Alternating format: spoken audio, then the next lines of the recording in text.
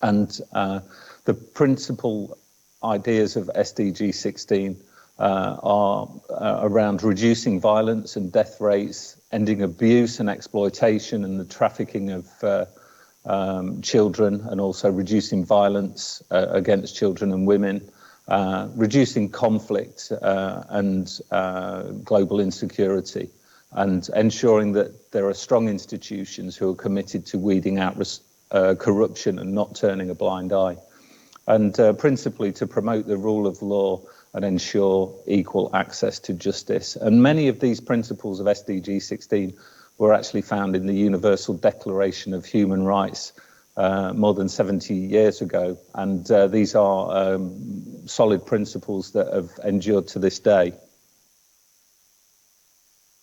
So as a hub, we connect nicely to the principles of SDG 16. We have lots of quality research and teaching, which is really supportive of the main aims of SDG 16. And we're using that to promote and create more impact towards SDG 16 and take a leadership role in higher education to share our knowledge and our outcomes and create new collaborations. And within this, it's the responsibility of the hub to encourage people to engage in SDG 16, but also in all SDGs.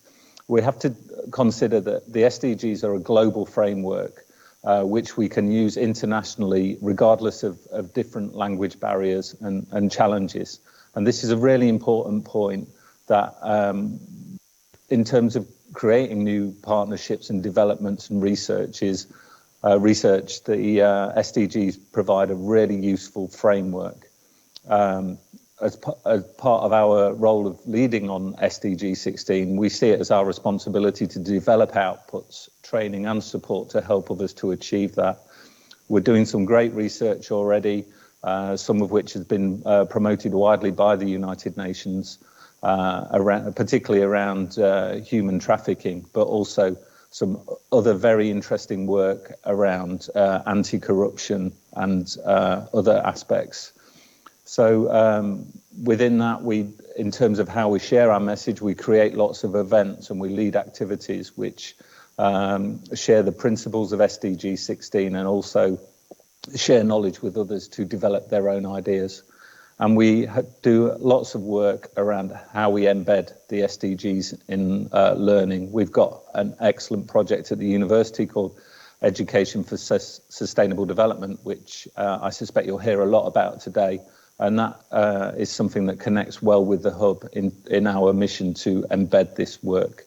And as I've said before, we want to share the work that we do, so we find new ways to disseminate our outcomes with others.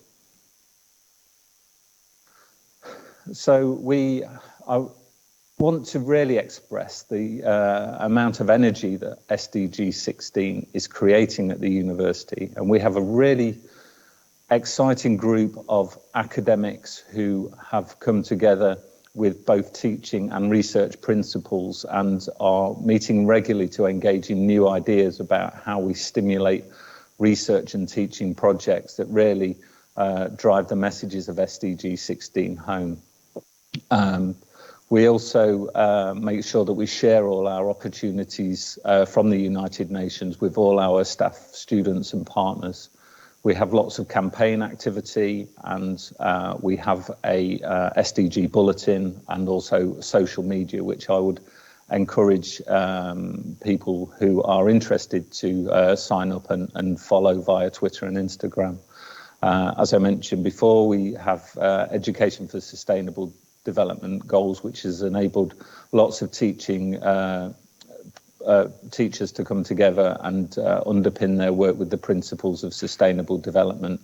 And interestingly, Education for Sustainable Development was around long before the principle of the SDGs, so it's been a really powerful movement in the United Kingdom for many years.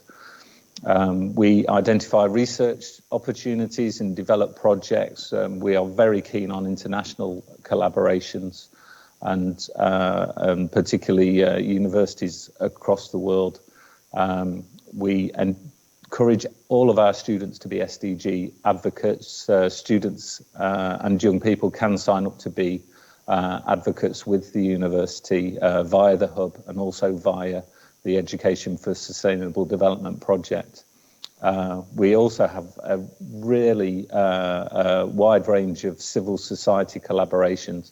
And actually, De Montfort University is a UN Economic and Social Economic Council member. So only a handful of universities in the world have taken that step to work collaboratively with civil society on global issues linked to the UN, and De Montfort University is one of them. And that's another principle that flows through our work as a hub.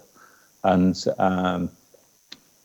most recently, the hub is part of the university's new SDG and sustainability strategy.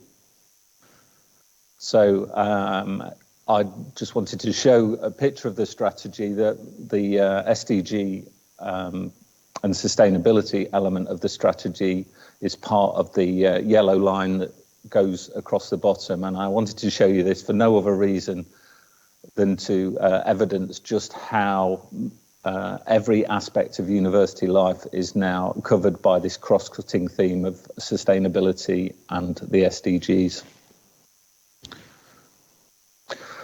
So we want to make sure that we are good partners in our promotion of the Sustainable Development Goals. And Sustainable Development Goal 16 is the goal for partnerships, and we want to support that as a university, but we also want to use it as a mechanism for sharing our values and connecting with other universities, other NGOs and civil society organisations, businesses, governments and authorities. And we've, as a hub, we've already used our collaborations to try to support the city of Leicester, particularly at a time of lockdown and great challenge to our city. We used UN principles to share with the local authority and with local businesses and with local NGOs as a model for recovery, and that work continues. We appreciate that the SDGs provide a global framework which anyone can adopt, and that's one of the real positives of this work and why we are so keen on working with others internationally, in that we don't have to develop a framework that's exclusive to the United Kingdom, but actually there's one there that's globally understood. And DMU's hub for Sustainable Development Goal 16 is very keen to develop partnerships, and people who want to align their work with SDG 16 and the university are very welcome to contact us. So that's basically a brief overview of the Sustainable Development Goal Hub at De Montfort University. I appreciate there will be lots of questions or things that you may wish to explore with myself or other members of the university. So you can contact us on the information above. But principally, I hope that you can see how you could connect your work to the SDGs or to the work of De Montfort University through this session. So thank you very much for listening.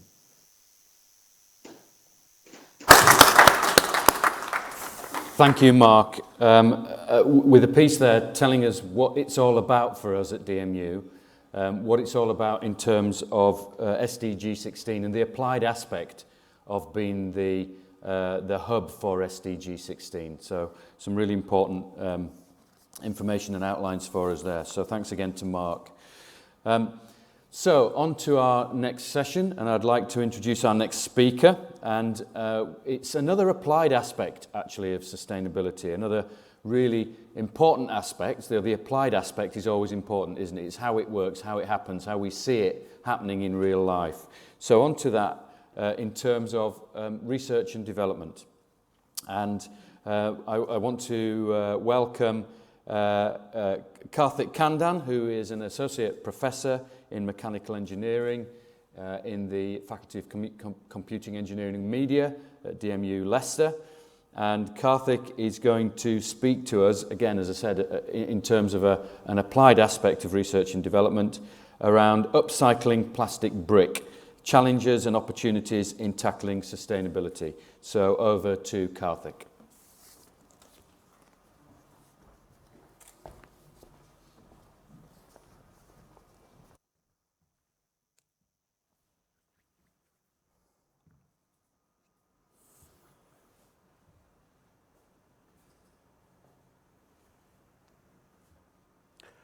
Good afternoon, everyone. It's a very warm welcome one more time. So it's really warm welcome. Thanks, Simon, for a kind introduction. I think Mark showed us clear examples of what are the initiatives and events that we are doing as a university or entity to promote the UND SDG 16 goal. So here's an example what I'm going to share with you in terms of research and development and also teaching, because this was done by a PhD student. He was here with me. Later on, he will be joining with us as well. Here, the idea is that 3-4 years ago, I think university in Leicester, DMU in Leicester, they realized this, and then they put more effort in terms of the internal fundings and things like that, so that we can and also develop sort of a research and also we can influence in teaching as well. So that is sort of one of the projects myself and Dr. Farouk here, he'll also join with me later on. So we wrote us an internal call, and then Mr. Saar from Saudi Arabia, who joined us doing the research and on this upcycled plastic brick. So my role, I'm going to play 3 different roles here. So one as a policy maker, that is affordable housing, and other is sort of a humanitarian or natural bird lover. So that's the second role. Or maybe you can say it's a yoga teacher. So that's sort of, you can see. And the other one, again, in terms of more of an academic, about what we can do to reduce the plastic pollution. So that is the brief context I'm going to talk about. So I'm going to take you through 3 different schemes. I'm going to talk about the affordable housing. Then suddenly I switch my role to a sort of a bird lover, and then I go to the academic. And I've tried to link all these 3 different contexts into a upcycled plastic brick. And after the presentation, you can tell me whether I convincingly tell the story or not. So this picture, it's a sort of a very intriguing picture from Brown. So this shows about the requirement of the affordable housing. This shows the inequality, high-raised building in the behind, and you have the slum in the front of you, and these people are using the biofuel. There is no sanitation, there is no proper shelter, and all sort of things. It clearly shows, rather than the numbers, it clearly shows the impact of the global housing crisis. So for that, UN Habitat have some statistical feature, and they said by 2030 we need something around 3 million people need housing. The important here is that affordable and accessible housing they need. This translates into something around 96,000 new affordable homes every day, basically. And the third point, there are hundreds of people, or 100 million people, if you say precisely, homeless people. This is applicable to all the economies. It's not about the low and middle income economies. It's not about the upcoming economies. Even in the developed world, there are 100 millions of people needing affordable housing. So without the house, or proper housing, or if you put it in the other way, there is a precondition to access the employment and education and health and social services. So this is about the housing challenge, what we are going to do in terms of by 2030. This was described by the UN Habitat. Then the WHO, World Health Organization, they said, okay, so we need affordable and accessible housing. What kind of a housing we need? Do we need a fancy luxury house? Or do we need a very basic house? Or in terms scientifically, how we can define a proper, affordable, and accessible housing? Then they said, vector-proof housing. So initially, before this was drafted before the pandemic, so probably there may be a sixth vector will be there, COVID-19. I'm guessing for the next year or so. So 5 different vectors, for example, malaria, dengue, all sort of things. So they are responsible for 17% of the disease, which kills 500,000 people across the globe. So they needed house so that they can get the proof, like a vector proof. So they are, for example, there shouldn't be malaria, there shouldn't be dengue fever. We need to eliminate all sorts of things by having to have a proper housing with no crack, with the proper shelter, and there is no sort of a place to like for the mosquito grow and things like that. Basically, this is about the vector-proof housing, and then based upon that sort of a scientific principle, and WHO dropped the guidelines and they say, if you are to make a affordable and accessible housing, and these are the 5 different recommendations you should consider as a designer or architect or engineer, and they are suggesting these are the bare minimum 5 different principles you need to consider. So crowding, of course, that is more of understandable. So if you have a large family, and also not only the large family, if you have a cluster of the people who lives in the slum, the crowding is a huge problem. And there's a indoor and cold sort of insulation. There's a problem with the tropical countries where you have so much of heat. We need to contain the heat outside to inside. For the climate, for example, in England, for example, you'll have to stop the heat going from outside, from inside to outside. So there's 2 different conditions, for example. So that is where, as an academic, I'm trying to focus on this particular research, basically. So of course, there's other heat, like home safety and accessibility and all sort of things. And there are probably other expert is going to propose a few great ideas. But our focus is on the indoor cold and insulation aspect. Now I'm going to switch role, being a yoga teacher, bird lover. I want you to watch this 1-minute video. Heat shield mechanism, stringent security checks, and expert craftsmanship. With summer fast approaching, the male Bioweaver Bird takes the initiative to build ingeniously designed, cozy homes just to warmate and to house the to-be-born children. In the half-finished stage, when the nest looks like a tube with an open swollen pouch at its base, the male flaps its wings to catch the attention of females passing. The female inspects these nests and accepts the male's advances only if she's satisfied with the nest and its location. Once this romantic bond is struck, the male goes on to complete the nest by building an entrance tube, and the couple lives and breathes happily thereafter. If you spot one nest, you are likely to spot several more, as weaver birds like to nest in groups. Normally, weaver birds sport a dull yellow color with black markings and look like sparrows at a glance. As breeding season approaches, the males grow brighter in color, with the yellows and the black markings becoming more prominent. Weaver birds' nests look neat and well finished, as if made by an expert craftsman, without straws sticking out. The nests have a definite design that includes a looped attachment to the branch, a roof, the egg chamber, antechamber, and entrance tube, downwards to avoid entry of predators.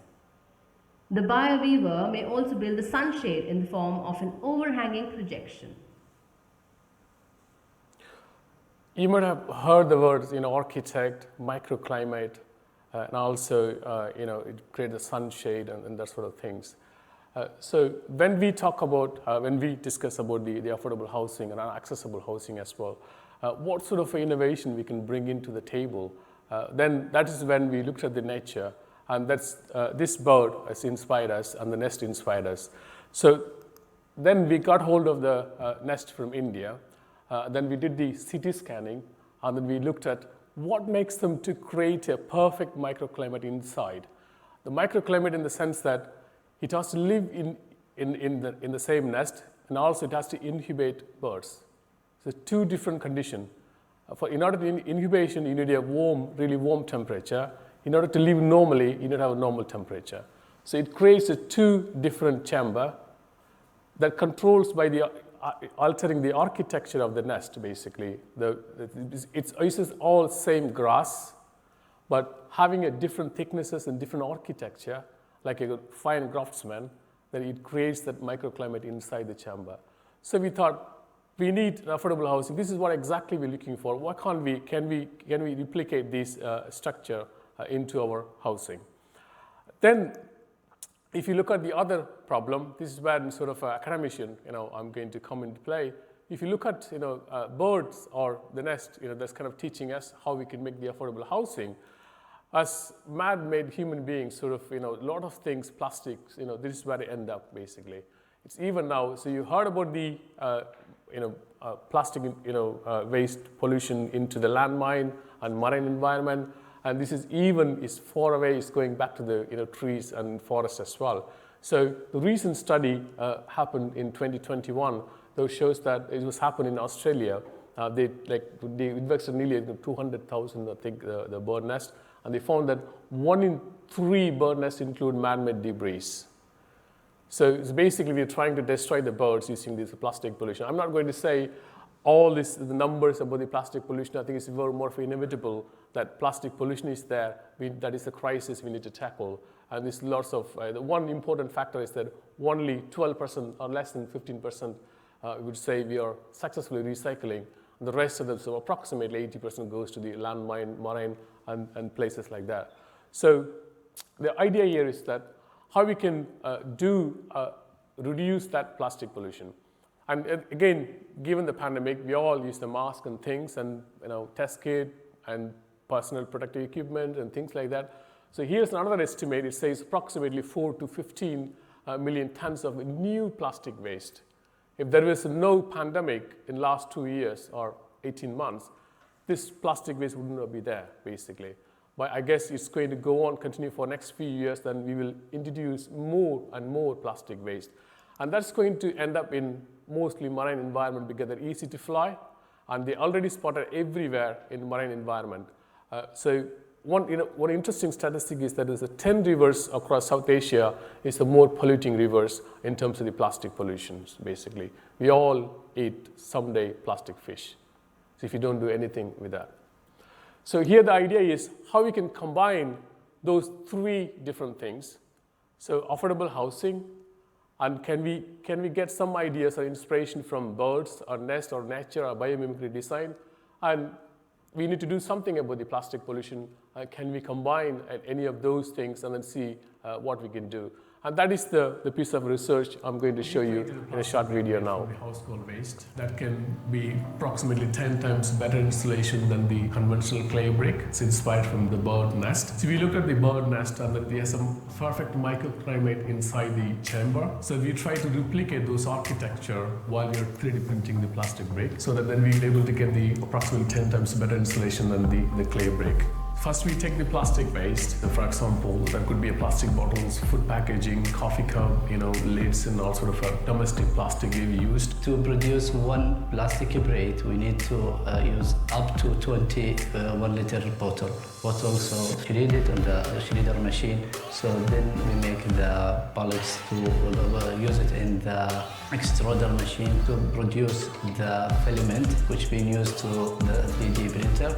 Then we use the 3D printer to make the exact architecture within the brick, and then the brick can be tested in the art box colorimeter. So we make 2 chambers, one cold side and hot side, and we put the mask in the middle. The heat will go from warm side to cold side. Then we measure the heat flux and also temperature in both the chamber, and that way we calculate the so-called the U value that tells you the thermal insulation.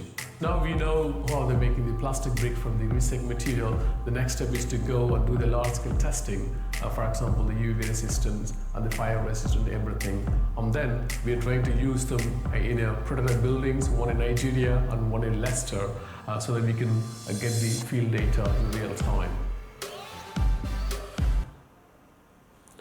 So this was the video by the last year, I think, before the pandemic. I think just before the pandemic, what we created that. Then we also probed more into, for example, what kind of architecture will give you the better results, and then what is the porosity. So what we learned is that if you have the porous structure inside, and if you could be able to control them, we could be able to control how much heat it can transmit. So that is the whole idea behind it. So we can create range of porous structures, could be triangular, crisscross patterns, and more of a sinusoidal things and concentric and things like that. And then we could able to now developed a scaling law which can tell you, if you had to tell me, oh, I need to achieve U value of say 1, then I can tell you, this is the architecture, this is the sort of a geometry you need to use to achieve the U value, basically. That is sort of the research happened afterwards. Then afterwards, even when we thought, then if you had to use the plastic brick into a construction material or alternative sustainable material, then what is the way we can do it? So on the left-hand side, on the far left, you can see there's a typical construction which normally happens in the colder environment. So you have the clay wall to begin with, and you have a gap, and then you have the yellow color, that's the sort of a foam, give you the insulation, and then the concrete block, and then the plaster body inside. That's sort of so the idea here is that you need to have a different elements to achieve the U value of the standard regulation, which is something around 0.28. That is the UK building regulation. If you had to build a house in the UK, so you need to achieve that U value 0.28. If you had to make completely ditch that idea, and then you can, if you were to do that with the plastic brick, with the architecture, whatever we have, then it can be done in 100 millimeter. We're not only saving the space, we are saving the energy, we are saving the total dead weight of the building. So that is the concept. So here on the right-hand side, it shows that we take the normal standard construction materials, for example, clay, brick, concrete brick, and silicon coarse brick, and also the other brick as well. There's brick is laying around somewhere. I will show you after the talk. So we also tested, so we could able to get 10 times more insulation than the conventional brick.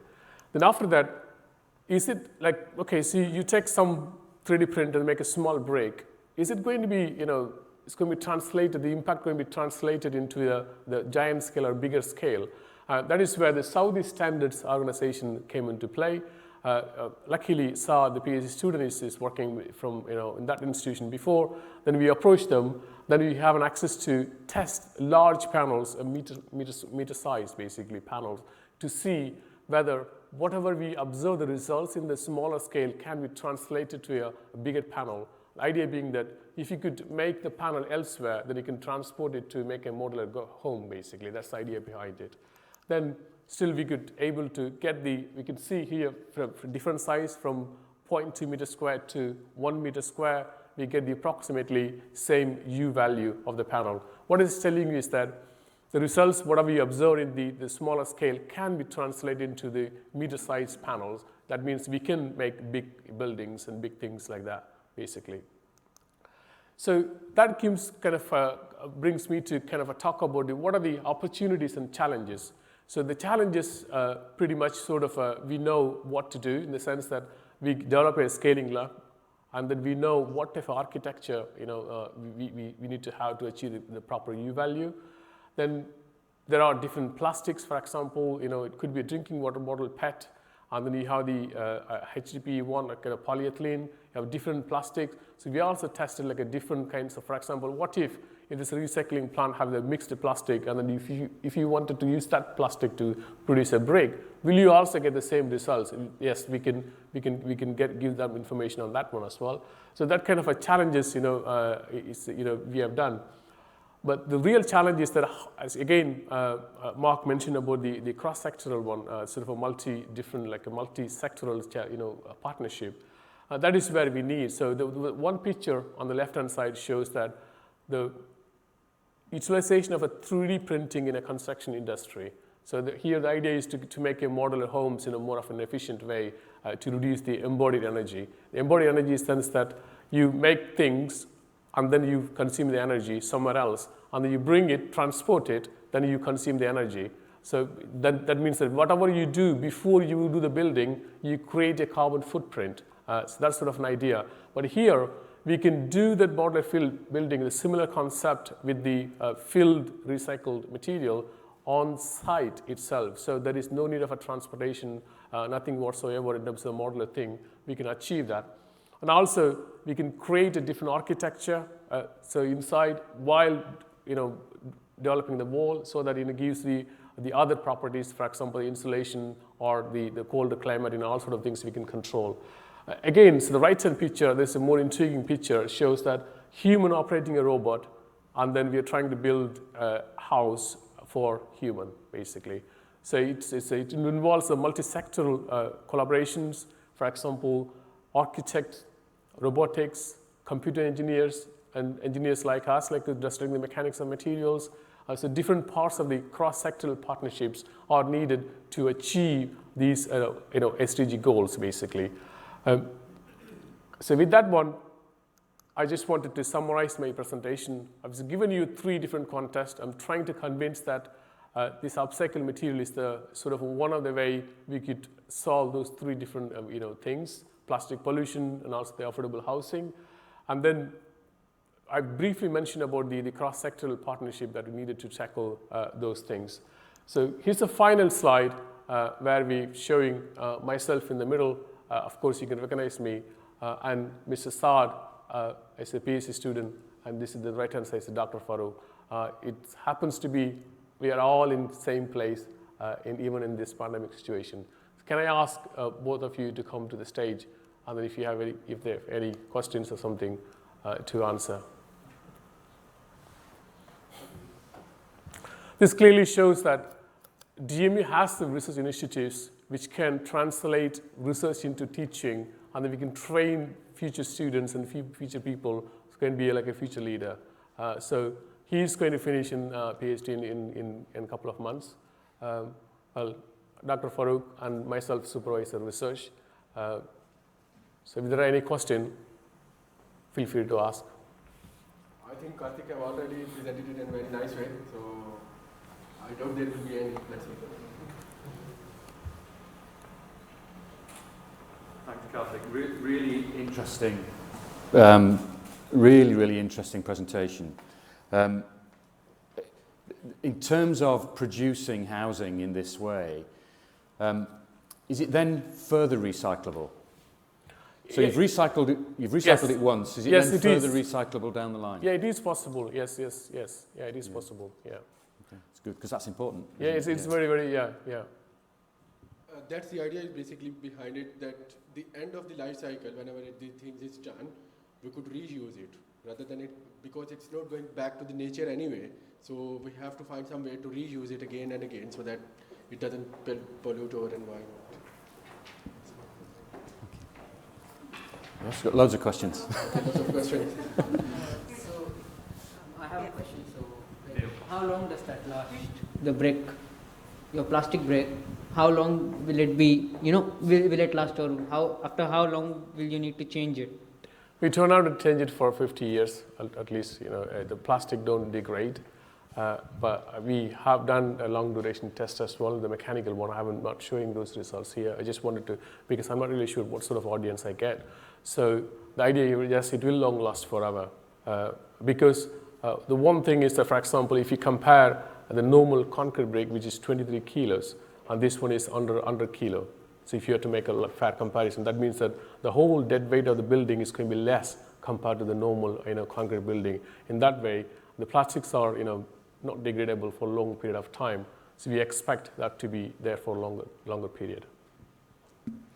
Thank you for the presentation. It was really interesting, Thank you. I want to congratulate all of you for this brilliant piece of work that you have done. So my question is, because I come from business management, it's a question about costing. So how much does these cost? And of course, what I'm looking at is, it's kind of a model that C.K. Prahlad talks about, bottom of the pyramid and the Jugaad innovation that, of course, you're from India, you're aware of all these terms, And I look at a huge potential for market here at the bottom of the pyramid, where we are talking about 60% of the global population still cannot afford a good housing. They don't have the money there, you know. So I'm pretty interested in knowing about the costing factor and whether actually this idea can, go out to this huge population, and can it really be helpful to them?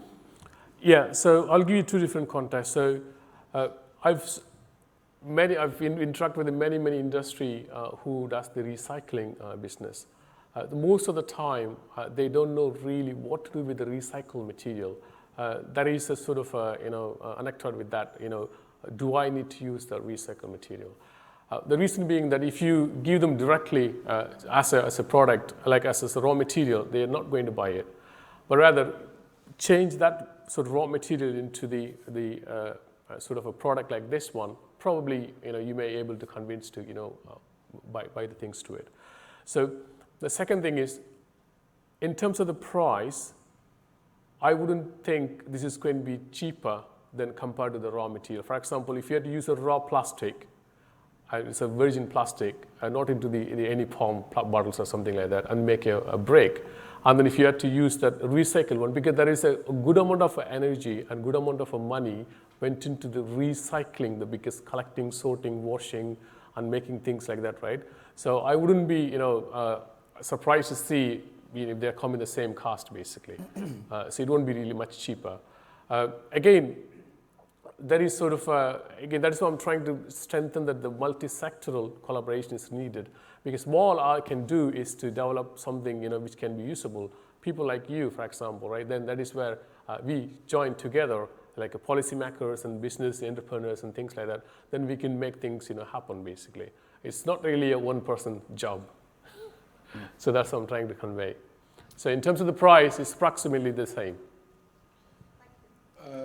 I would like to just echo what Karthik has mentioned. Is the main idea is basically the basic question is why there is so much plastic pollution in environment. The thing is, the cycle is not complete. People see it, okay, this is an opportunity, plastic is there, but what to do with that? And if they think of the solution, no one is really, willing to take it to the industrial level or put it to the real use. So the main idea, or the other one way of looking at behind this research, is basically to put it to the perspective. This is the material, this is available in abundance. It may not be less in terms of the cost as compared to the conventional material, but it can give you several benefits in terms of the the life cycle as compared to the conventional brake. One of our friend already asked the question. As compared to the conventional brake, this brake, the lifespan will be much longer than as compared to the conventional brake. For several reasons. One, it is plastic. It won't erode. The second reason is the dead weight, which Karthik already mentioned. Its dead weight is much less, which means the erosion process will be very, very, very, very slow. Okay. Yeah, I had two comments really. Firstly, it was to pick up on Karthik's point around, what's really needed is those multi-sectoral partnerships, and that's really key because that's how the solution actually then becomes real for the world. But it was really to ask how you're going to be thinking of developing this further with, with the Saudi partner, and how that was, in a way, it looked like it was kind of a fortunate to the experiment that you had that kind of link there. But again, that was a really good example of, could you be thinking that in that country, that part of the world, it could be really relevant, and who would take that forward? Yeah. So yes. So I didn't include our future direction, basically. So Saad, after he's finishing PhD in a couple of months, and he's going back to the same institutes of these standards. So we have a plan with his Ministry of Department in his country. He's from Saudi Arabia. So we wanted to build a model, a prototype house in Saudi itself, so that becomes a living lab, if you like. Then we could able to convince more people, buy into the idea, and then we can find different products and different solutions within the local community. That's our future aim, basically. Yeah.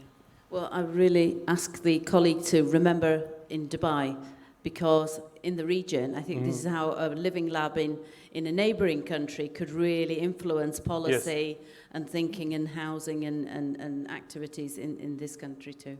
Yeah, actually in Saudi standard laboratories, we have the facilities available, so we can welcome anybody to use the facilities there. So we have different variety of machines and all the stuff, all the facilities. So this research, we did use that facilities to help to investigate some properties for the brake. Actually, in the future, we're planning, as Dr. Karthik said, we're planning to do a house model in Saudi, hopefully to do it in the soon future. So we are welcoming you for the communication in the future for any research or any need for using the facilities. He already pitched the idea to this company management. They are very, very keen to help him on the setup and those kind of things. He's a bit shy to mention that. Thank you so much, Sal, for mentioning it. That's very important. The colleagues here in the Montfort University in Dubai, they understand that we'll be having the living lab in Saudi, which we could replicate here. And one lab, which Karthik probably already mentioned, if I missed that, please apologize. There will be one in Leicester as well, which we are already in contact with the company, and they are more than happy to build it with us, so that we could get the data over the period of time, or 2-year period of time. And then, thank you so much to Saad. We have the links in Saudi, so if we need to do any testing, which cannot be done here or somewhere else, then we do have the links which can use the labs. Thank you so much for that. And thanks for the time. Thank you. Thank you. Thank you, both. Thank you. Fantastic. Thank you to Karthik and colleagues. A sustainable engineering response then to a problem of housing. And as we said at the start, sustainability research in action, a really applied response, dealing with plastic that needs to be recycled, and then dealing with a housing availability challenge. And a big shout out to the Bioweaver Bird, I guess, who got us there, which was fantastic. So thank you, Karthik. So we're a couple of minutes into the next session now. So again, great pleasure to introduce those colleagues for the next session, which is on SDGs and impactful partnerships and PhD research. So another session which is looking at how our research and how our research students at DMU are helping us to tackle sustainability issues. All of the next speakers are in the UK, so they're joining us live from the UK. Dr. Andrew Reeves, who we've heard from already. We heard from Andrew at the start of this session. Andrew's an associate professor in the Institute of Energy and Sustainable Development. Professor Mark Lemon, who's a professor of integrated environmental systems. And then 2 PhD students, Dan Kerr and Abi Okoye. Dan is a PhD student looking at agent-based modelling for informal settlement electrification in South Africa. And Abi, a PhD student looking at access to quality basic education in Nigeria. So I'll hand over to our 4 colleagues in Leicester. That's great, thanks Simon. So this short session is going to be looking at, as Simon says, about how our PhD research and our work with partnership organisations in the local area and internationally can be impactful on the sustainability agenda. All of us are here from DMU's Institute of Energy and Sustainable Development, IESD, which for over 20 years has been doing a great deal of partnership projects around this agenda locally and internationally. So we'll be sharing some of our experiences. So just as a way of introduction to the folk on the panel, I'm just going to go down the line and ask each person to quickly introduce themselves, say in a few words the focus of their work, so whether that's focus of PhD studies or in Mark's case the focus of what he does at DMU, and why in terms of sustainability they think it's important. So Mark, I'll put that to you first. What do you focus on and why is it important? Yeah, why is it important? That's an interesting question. What do I focus on is easier. I'm a professor of integrative environmental studies, which essentially tries to pull the various elements of sustainability together. So we're looking at the ecology, the social, the economic, technological. And actually, if we start to divide them up, we find it becomes particularly problematic, because actually quite often people are a real nuisance. You know, if we just work with the engineering, we can get solutions. If we just work with the ecology, we can quite often get solutions. Working with people and integrating people into the issues that we're interested in is, I think, the most problematic area that we need to look at. So that's not to say that we dumb down the engineering or that we dumb down the ecology or that we dumb down the economics, but we can't focus on single issues, generally speaking. So my real interest is to try and get people to have a particular specialism to understand how it might link in and to contribute to the wider picture, contribute to a much more holistic approach to sustainability.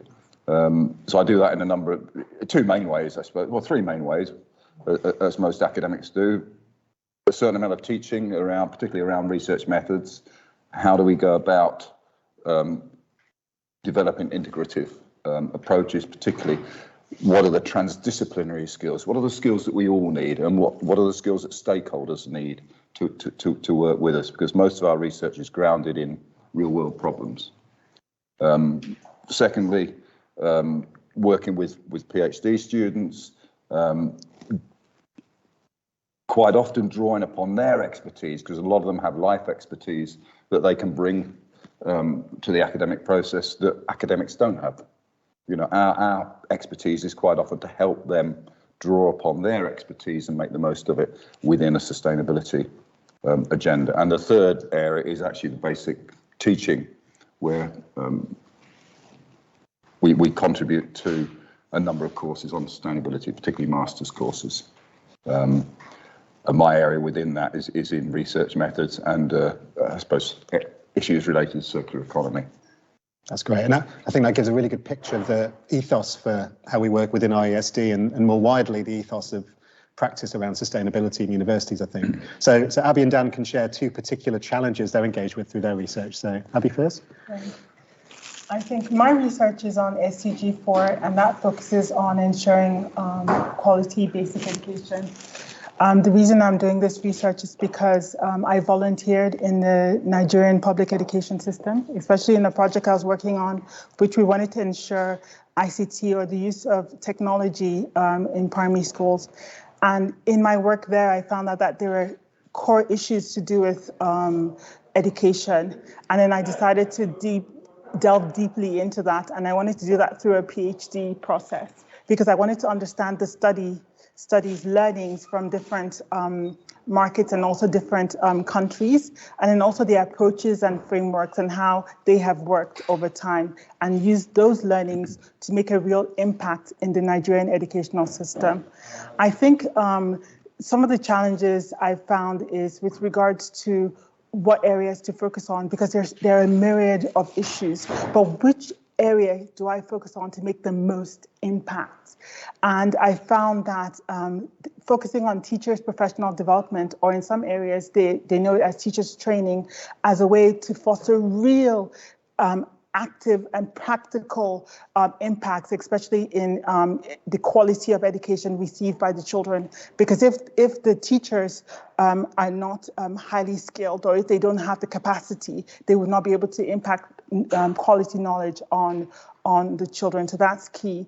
I think the second thing is really with regards to the scope.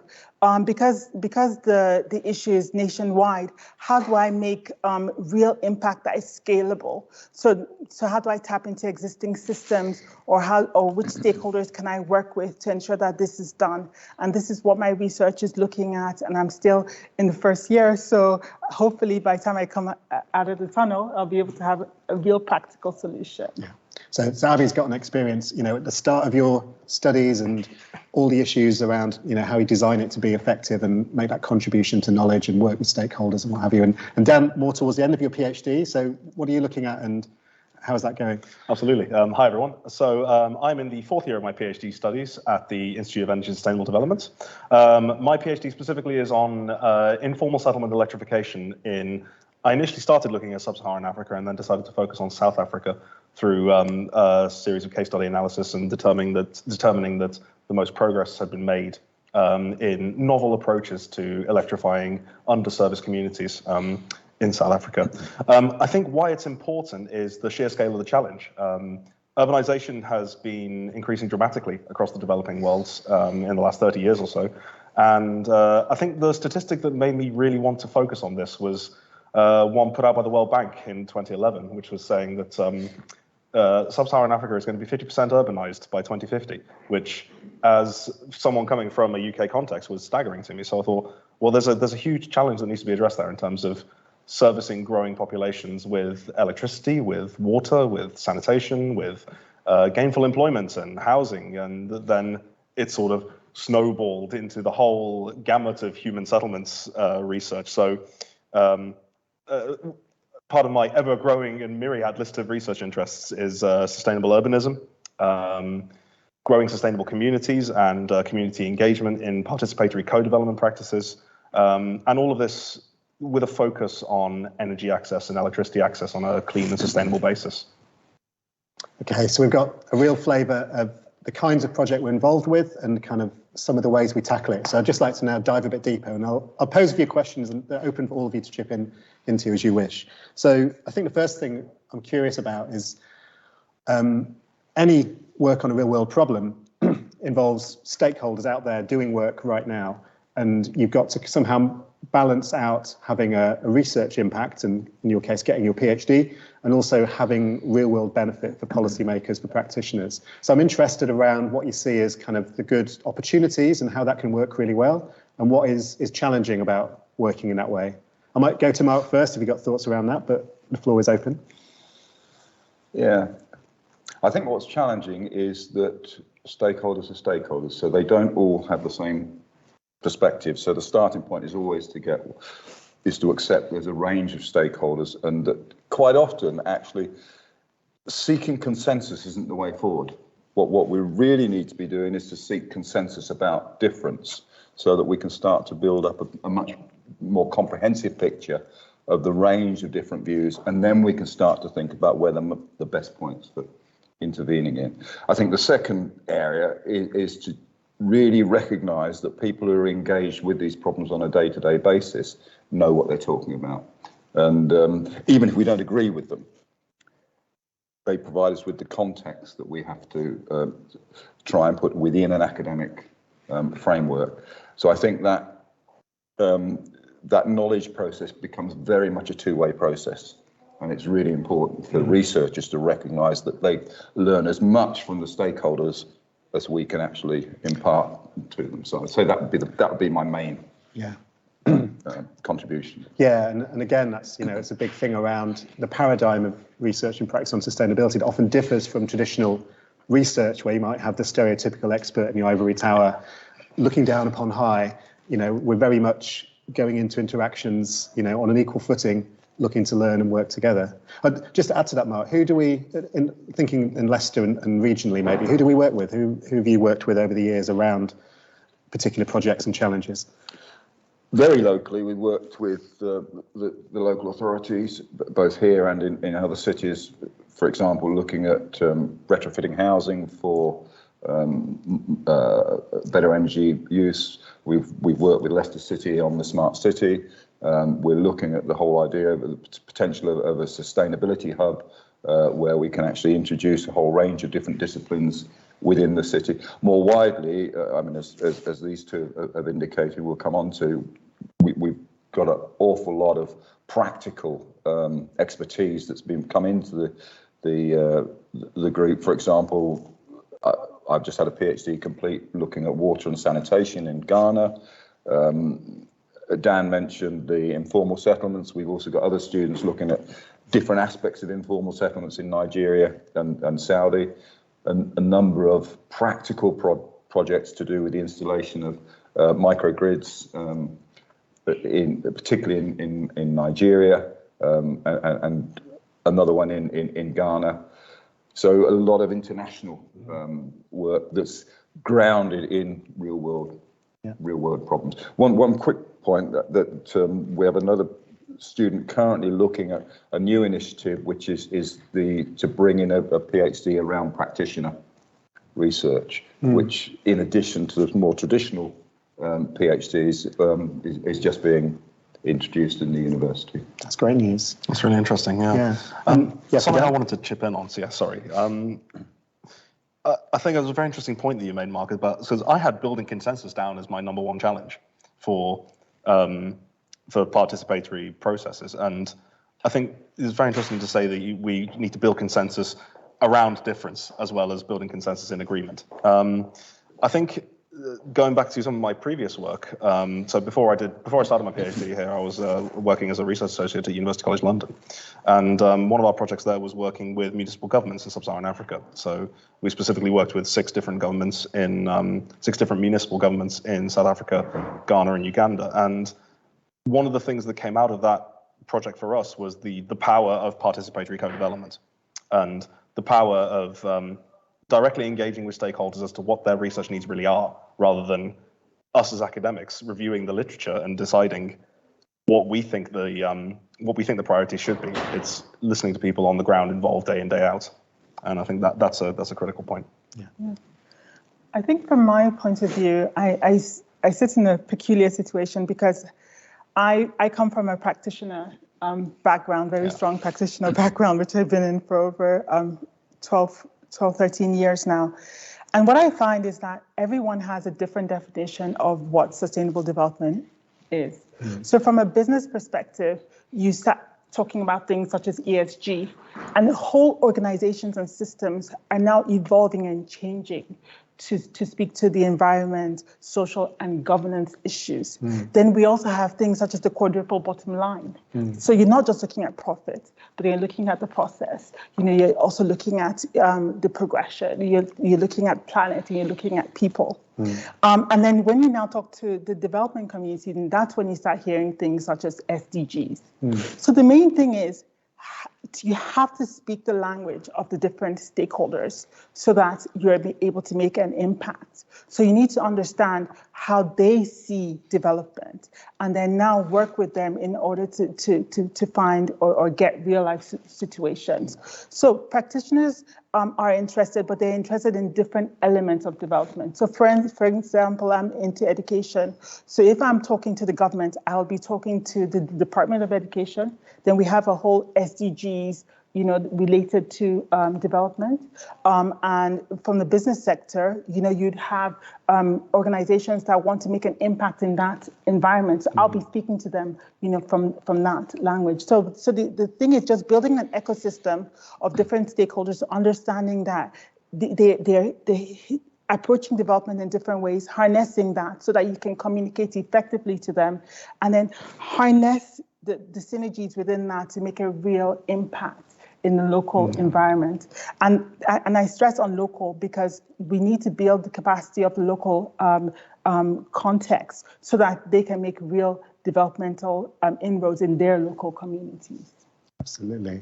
So just to build on Abby's comment there, I think, this is something, for my master's teaching at DMU, we stress again and again of looking for kind of co-benefits, and in terms of communication, using the motivations and the language that are appropriate for the people you're engaging with. And I think that's coming through in all the examples here. I'll build on the final point you raised there as well, just shorter contributions for this one, because I've got two more questions before we're done. But for universities such as DMU, and for our department, which has the expertise in sustainability, the built environment, technological change, allied to kind of social and economic processes and a systemic outlook, what do you think we ought to be focusing on to have the greatest impact? What's our role in this wider ecosystem of the transition towards sustainability? Any thoughts there? Yeah, I think our role is twofold. I think it goes back to what Abby was talking about, which one of my first ever supervisions was a student here who called his research having a sense of audience. And we need to understand those audiences, multiple audiences. And I think that particularly we need to, recognise that quite often practitioners are not really interested in the academic process. They want to improve what they're doing. And even so, when we get PhDs who are practitioners, they obviously offer an interesting bridge and a useful bridge. But I think we then have to think about that audience so that we can communicate our insights in the way that practitioners find valuable, and that they don't just see it as sort of blue sky and rather meaningless, or not particularly helpful, even if it's not meaningless. I think the other real area that I always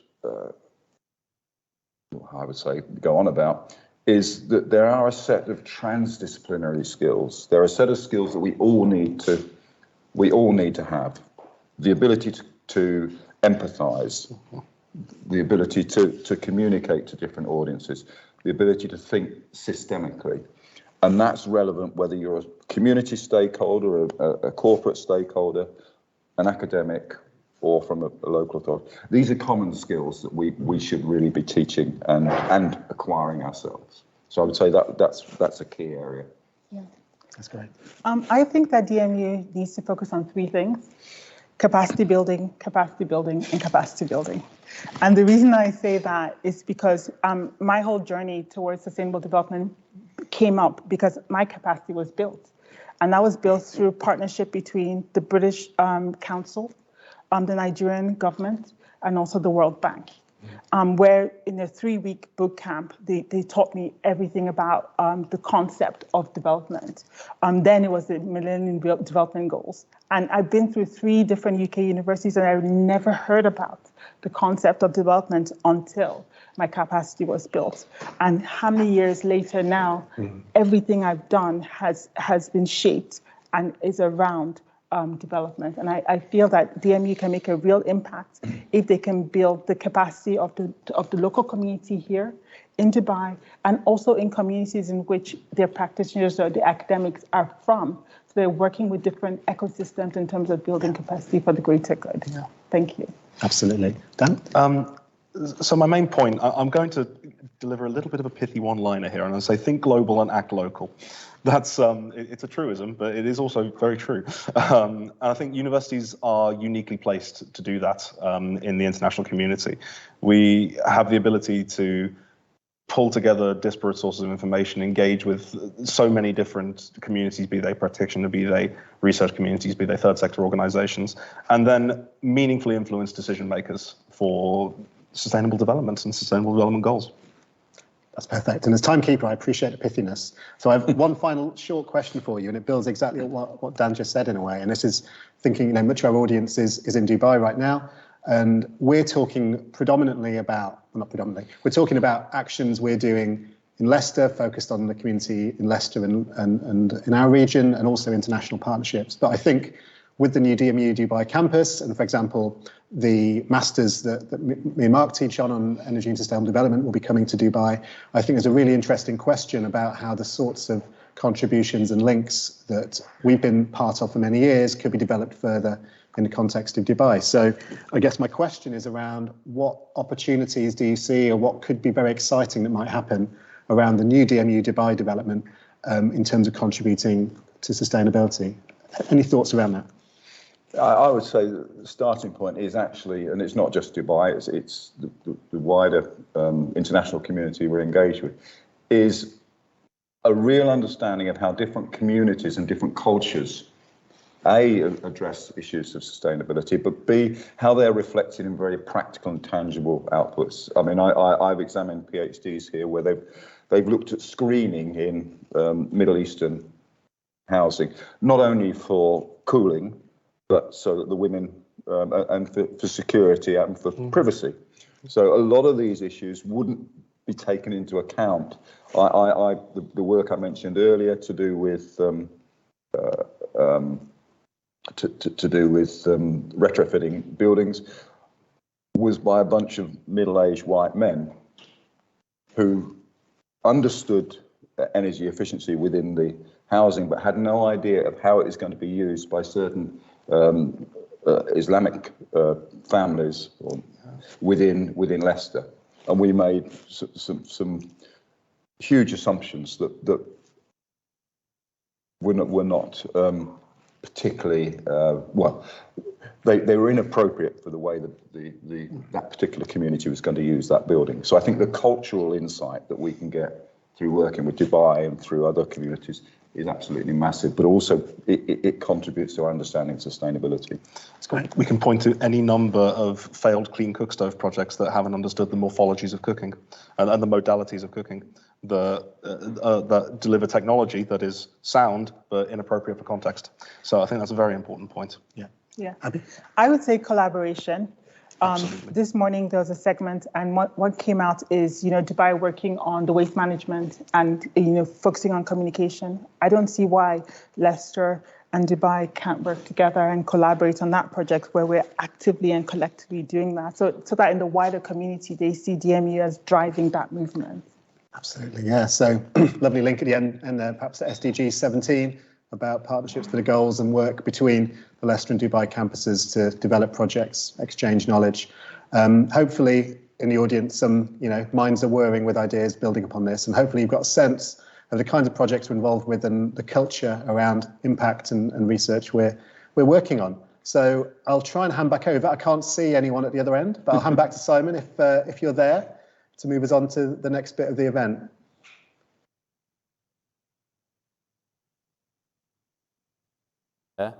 and as Andrew said, a real insight into the type of work that's going on in IESD with the projects there, but also particularly with the PhD students who are working on these projects, really important things. And great to hear practitioner research is growing as part of that activity.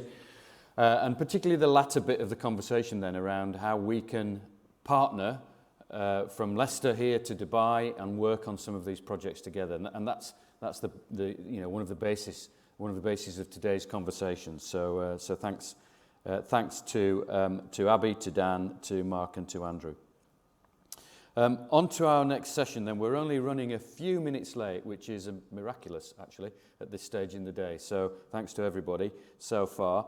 The next session again is coming to us from the from the UK and is an insight for us into the sustainability aspect of DMU Fashion and Textiles. And we've heard a little bit about this in some of our introductory discussions that we had earlier on today. I'd like to introduce Dr. Claire Lepiniere and Professor Caroline Hardacre. Claire is a senior lecturer in the School of Fashion and Textiles, and Caroline is head of the School of Fashion and Textiles. So it's great to be able to hand over to them to hear about their aspects of sustainability within the school.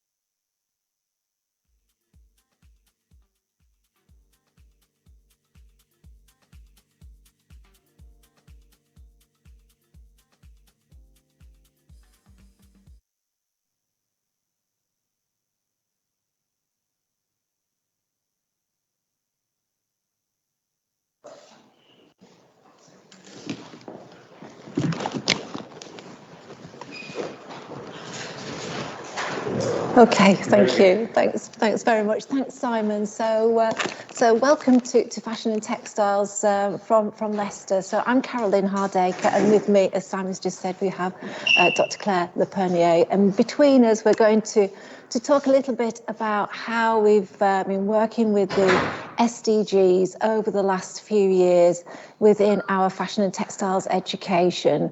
So looking at how we've embedded them into the curriculum and how they feature within our research and our local engagement. So I'm just going to move on. So School of Fashion and Textiles. So the context is absolutely immense. Everybody will know that, or I'm sure you'll know that fashion and textiles is reputedly the second most polluting industry on the planet. And the context of that is that there's something around about 60 billion garments produced each year. Around about 70 to 80% of those go into straight to landfill.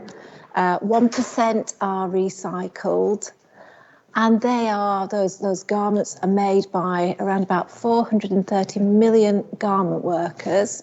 80% of those are female across the globe in very much a non-unionised working environment, the vast majority of those garment workers. So we have an incredible context here, and responding to this is quite a challenge. So within the School of Fashion and Textiles, what I want to do today with Claire is talk about our education, the education of our students, the next generation of designers, of communicators, of managers and buyers, and also to talk about our research and our local engagement with the manufacturers in the city of Leicester. So just a little bit about De Montfort and the School of Fashion and Textiles. So we've got a fantastic heritage actually of fashion and textiles education in Leicester. The university started in 1870 as Leicester's College of Arts and Crafts. And at that time and throughout the 20th century, Leicester was quite a hub of manufacturing for knitwear, for hosiery, for corsetry, for footwear. So we've got a real legacy of that manufacturing, and a lot of manufacturing actually today within the city. So we've got a great heritage of fashion and textiles. And through that, we have a rare portfolio of practice-based programs. So we have within our portfolio, we have a program called Footwear Design. So 3-year program looking at the design and development of women's, men's, kids' performance footwear. We've also got Contour Fashion, which is 75 years old this year, which is a program that focuses on lingerie, swimwear, athleisure, sportswear, loungewear, and corsetry. So again, a really rare program. Not many universities across the globe have this type of specialisms within their portfolio. And it's all down to the fact that we are based in Leicester and the manufacturing focus of those products in Leicester in the 20th century. So what I want to do before we look at how we've embedded the SDGs is just to show you a very short video clip, just to give you a bit of a sense of what the school is all about. So a quick video clip.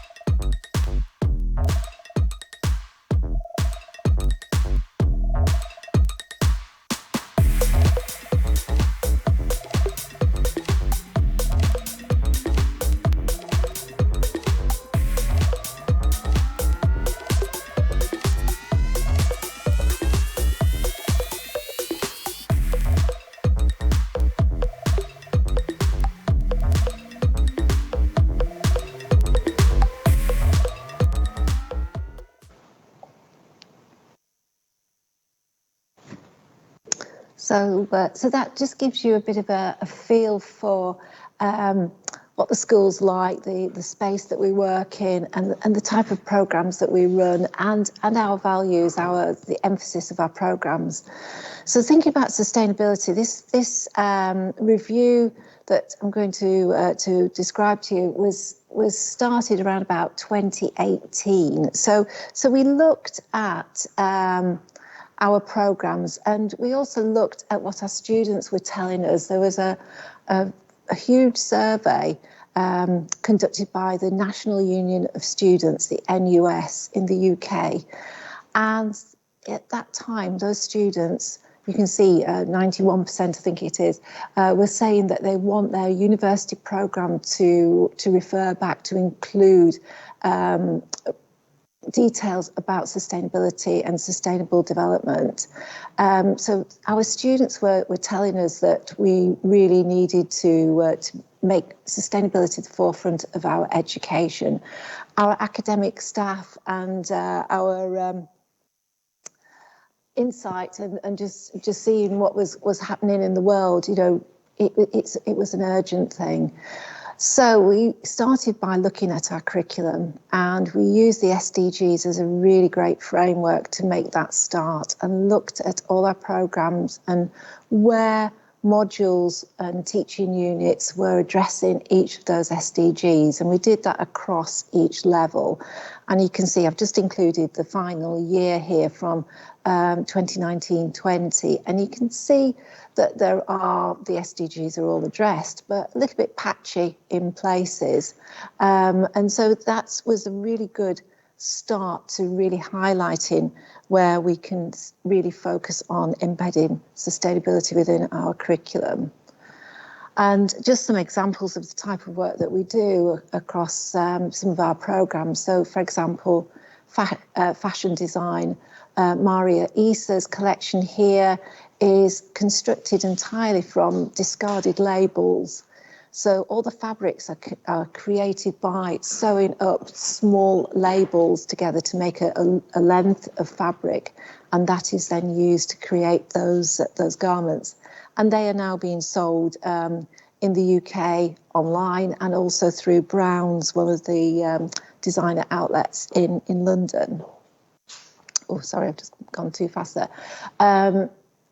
Maddie Ryle's work won the National Sustainability Award at Graduate Fashion Foundation last June, again using repurposed fabrics to create her collection. Kyla Holden's work was again shown at the Expo, actually, in last October, and again is looking at how fabrics can be upcycled and develop in a new collection from something that already exists. Then looking more on from a social perspective, looking at heritage and ensuring that heritage is celebrated. Fanta Sharif's work is all about her Caribbean heritage, and she won an award again at Graduate Fashion Foundation last year, which was in response to this celebration.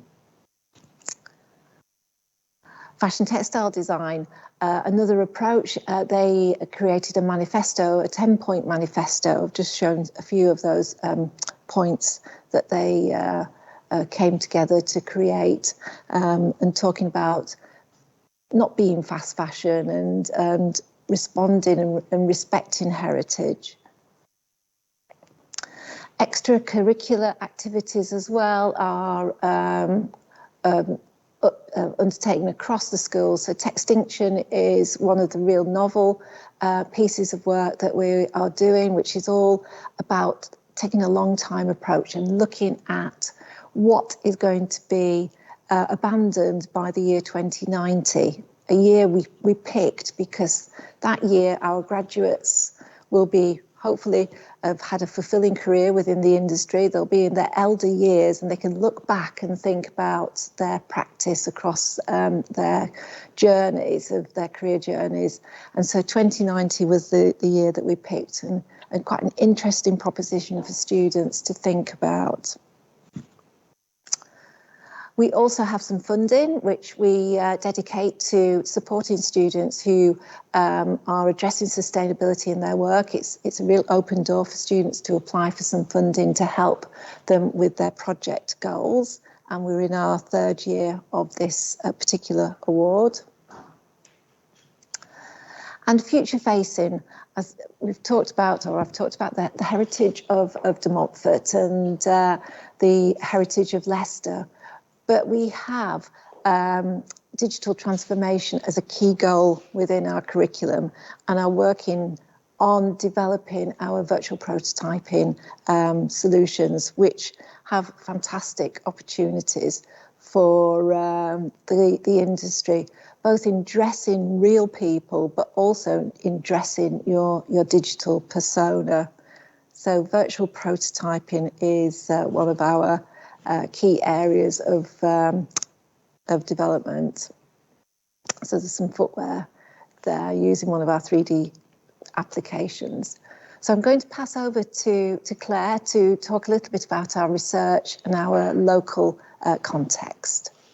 So Carolyn has set out the context that we are historically a heritage industry partner for our local industry and our global industry in terms of training and development through our pedagogy, but we're also leading in our research in terms of developing our sustainability capabilities and exploring new technologies. One of our key research groups is our Textile Engineering and Materials Research Group, or TEAM. And TEAM are embedded within the School of Fashion and Textiles. So not only do we undertake research, but we are all active members of our local communities and are always feeding in our expertise into our undergraduate, postgraduate, and PhD provision. So we really do, we were established in 1992. We're a multidisciplinary research group. So we've got all kinds of researchers. We've got chemists, chemical engineers, textile technology specialists, textile designers. And we use that interdisciplinary understanding to develop environmentally and sustainable friendly textile processes and materials. So a really key attribute that we have, and Carolyn has alluded to our kind of rare provision in terms of the spread of our undergraduate degrees, and that we have some very unusual provision there. We also have some industry level facilities. So we're very lucky in that we have all the creative and aesthetic direction and the design teaching, but we also have the scientific and laboratory equipment that we need to conduct our research. So we have a broad range of facilities and the ability to test textiles in our lab. And these are really important as we move towards the transition to the circular economy, because we're able to check garment durability, garment longevity, and really work to create a product that has a place in the new kind of transition away from the linear economy towards circular design. So we've got a very diverse portfolio of research activities, including particular focus on alternatives to synthetic dye and synthetic coloration processes, using laser technology for surface coloration, circular economy, and supporting local businesses is another kind of key attribute that we're looking at. Because what our team experts do is they look at ways in which we can embed our knowledge to create not only prototypes, but business models for the transition towards a circular economy. And we're currently working on several industry projects as well as ongoing PhD research with a particular focus on performance wear, sustainable sportswear, looking at different types of coloration technologies. And these all support principles of low waste, low energy, low pollution, and they help to look at things like alternatives to cotton that can be grown in the East Midlands. So lots of exciting industry support, developing not only business models, but proper prototypes that are backed by empirical evidence. This is a really wonderful example of a recent PhD graduate success. So this is Nalini, whose work was featured in the exhibition, which Carolyn is going to describe in a moment. And she was working on bioenzyme technology, alternatives to synthetic coloration processes. So these colors were all achieved not through synthetic dyes, but through using enzymes based from fungi and mushrooms as a low waste and low energy alternative to traditional dyeing technologies. Similarly, we've used laser technology to look at different approaches to surface coloration and patterning, again with a huge impact in terms of low energy alternatives to traditional screen printing techniques. And we've also looked at laser-enhanced dyeing of wool and wool blend textiles. Again, textiles made of wool are traditionally very durable, but they take a very long time to boil at 100 degrees Celsius. So we're looking at alternatives to that to really reduce the carbon footprint of that processing. Yes, so all of that work was shown actually at the Dubai EXPO back in October. So all of those separate pieces of work, developing sustainable solutions for different aspects of the textile design and textile process, value chain was all shown at Dubai, and the exhibition is travelling, so it's going to be shown in Leicester this next month, actually. We've also got a community renewal fund project. So we're working in partnership with Leicester City Council and Fashion Enter to support innovation and sustainable practices within the city's garment and textiles industries. So it's really looking at how can we use our expertise to be a force for good in the local fashion economy, and looking at how that can be transformative across global outputs as well.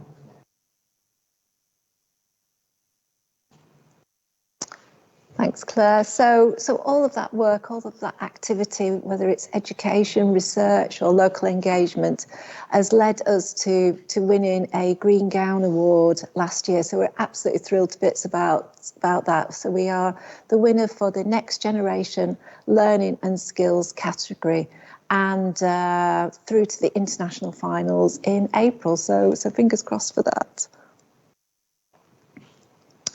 So thank you very much for listening. I hope that's given you a bit of a flavour for what Fashion and Textiles at De Montfort is all about and how we have worked with the SDGs over the last few years. Thank you.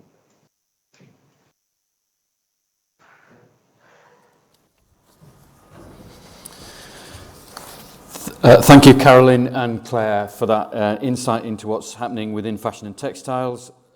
The School of Fashion and Textiles tackling sustainability issues head on, both within the curriculum, and it was great to hear that that's going on with the curriculum, and lovely to see where each of the courses is addressing the SDGs. That was a nice image.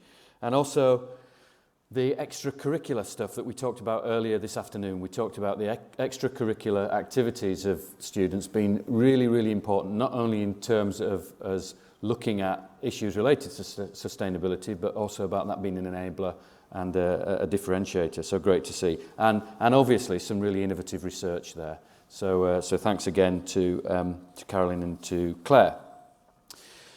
That was our penultimate session. So we're on now to our final session in this Reaching the Global Goals event, and the final session is a conversation with Maha Nasser, and Maha has just joined us and is Director of the Outreach Division in the United Nations Department of Global Communications, and he's just come over from the UN Pavilion, so from the Mission Possible Opportunity Zone here at Expo. Maha is also the Commissioner General for the UN at Expo. Maha's been a great friend to the university over a number of years, working collaboratively initially on refugee advocacy campaigns, participating in SDG conferences such as this one, and is a supporter of DMU's role as UN academic hub for SDG 16. And we're grateful that Maha's found time to join us today. Before we begin our conversation, I'm going to ask Maha to come up and join me on the stage in a second. But before we begin our conversation, it's worth setting some context to our own commitment to the SDGs, to DMU's commitment to the SDGs, which we know are shared by thousands of universities globally. As we're all very much aware, the United Kingdom hosted COP26 in Glasgow last November. And while the mood surrounding its outcomes at policymaking level felt a little lukewarm, which is something that we might touch on with Maha later, it did at least inspire some innovative ideas from staff and students both at home in Leicester and certainly here in Dubai. And we've heard from Neil earlier around some of the ideas that the Student Sustainability Hub here at DMU Dubai generated. Since the conference, we've increased our drive to green the campus in Leicester, finding new ways to grow plants, allow wildlife to flourish, and close to finalising ways to host beehives on our university estate. Through our ESD programme, our Education for Sustainable Development programme, we're embedding a greater focus on impacting the SDGs through our teaching, and we heard that from Carolyn and Claire a few minutes ago, and we've heard that throughout the afternoon in terms of our teaching and research. Net zero carbon emissions are now a core research theme at DMU, allowing us to create, test and trial new innovations towards reducing climate change. And increasing numbers of staff and students have connected with the UNAI SDG 16 hub at DMU. And a group of specialist teaching and research staff are focusing very hard on ways that we could create impact. Furthermore, our UN collaborations have struck a big chord with our students and with our staff. And that's certainly true, and that's been true over the years. They value the commitment of the UN to maintain international peace and security, respect for the principle of equal rights and self-determination of peoples, international cooperation in solving problems being a centre for working towards common goals. Currently, the university is piloting an initiative to connect the UN and its programmes and specialised agencies in the UN system to inspire more teaching, research and student campaigns to meet the biggest of our global challenges. And I'm very pleased to say, and we've heard me say this yesterday when I spoke at DMU Dubai, that DMU has come fourth in the People and Planet University Sustainability League in the UK, so fourth out of 156 universities. We want to move up to first next time, but that was a great outcome for us. So can I invite Maha to join me on the stage, and we can unpick some of those things I think that we've heard.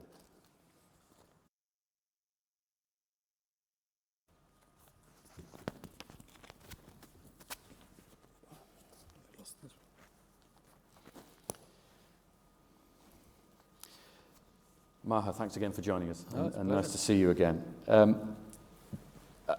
A good place to start, I think, is your Commissioner General for the UN here at Expo. Last week, we had the Global Goals Week, and so you were very involved with that. Can you tell us a bit about the key issues that were discussed at the Global Goals Week? Well, thanks for inviting me, and it was interesting to see the discussion on some of the textile exhibit that I actually saw here with Professor Normanton back in October. Global Goals Week was created in 2016 around the time of the first anniversary of the adoption of the Sustainable Development Goals. And it was actually an initiative of partners in the civil society and others with the United Nations to highlight what can be done to not only showcase the successes and push awareness about the SDGs more, but as an opportunity to really energize, an enthusiasm about the SDGs. And it tapped into the reality of world leaders come to the UN during that week. And it has only taken place at the UN in New York. When we started discussing the thematic weeks that Expo in 2020 will be organizing, travel and food and all of these thematic weeks, they proposed a Global Goals Week at Expo that would be the first time moving out of New York, and building on the fact that there are 192 national pavilions, about 200 more, if you include others, that will be an opportunity to showcase and push again to an audience in this region, people who will not necessarily be able to visit New York in September, and recreate some of the activities and some of the events that we have in New York, whether it's an SDG media zone where we hold discussions like this one and put them on our platforms, plastering the whole site with icons, and you have seen those, and the SDG wheel and others, as an invitation for people to go and look at those. The Deputy Secretary General was here. She attended an event in Al Wasl Dome, which was amazing projection of the goals, and she delivered remarks calling on individuals, leaders, and everybody who really cares about prosperity of humans, but also the health of the planet, that we cannot go on business as usual. To quote the Secretary General from what the Deputy Secretary General has mentioned, the global goals, Sustainable Development Goals, are not on track.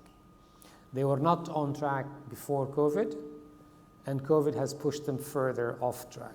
The number of people who live in extreme poverty has increased for the first time since 1990. We have about 130 million people pushed into food insecurity and hunger.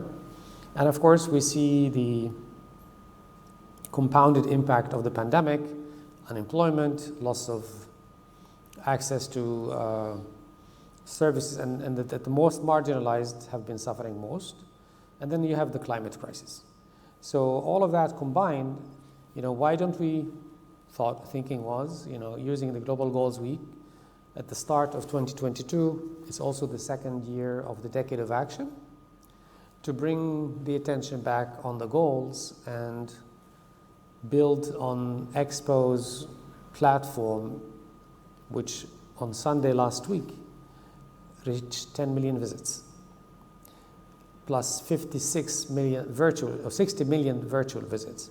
So this is an important platform. So I think it's another opportunity to engage with leaders in civil society, academia, visitors, and government. Great, thank you. A few things that we can touch on there, I think. But one question, I mentioned COP26 in that introduction, and I visited our DMU have a Dubai campus, which opened last September. And it was my first visit to the campus, actually, in its new guise at DMU Dubai. And one of the things that I was asked a couple of times there by the students was things about COP26, but the main thing was COP26 a letdown? Do you think COP26 was a letdown? Do you think we could have done a lot more there?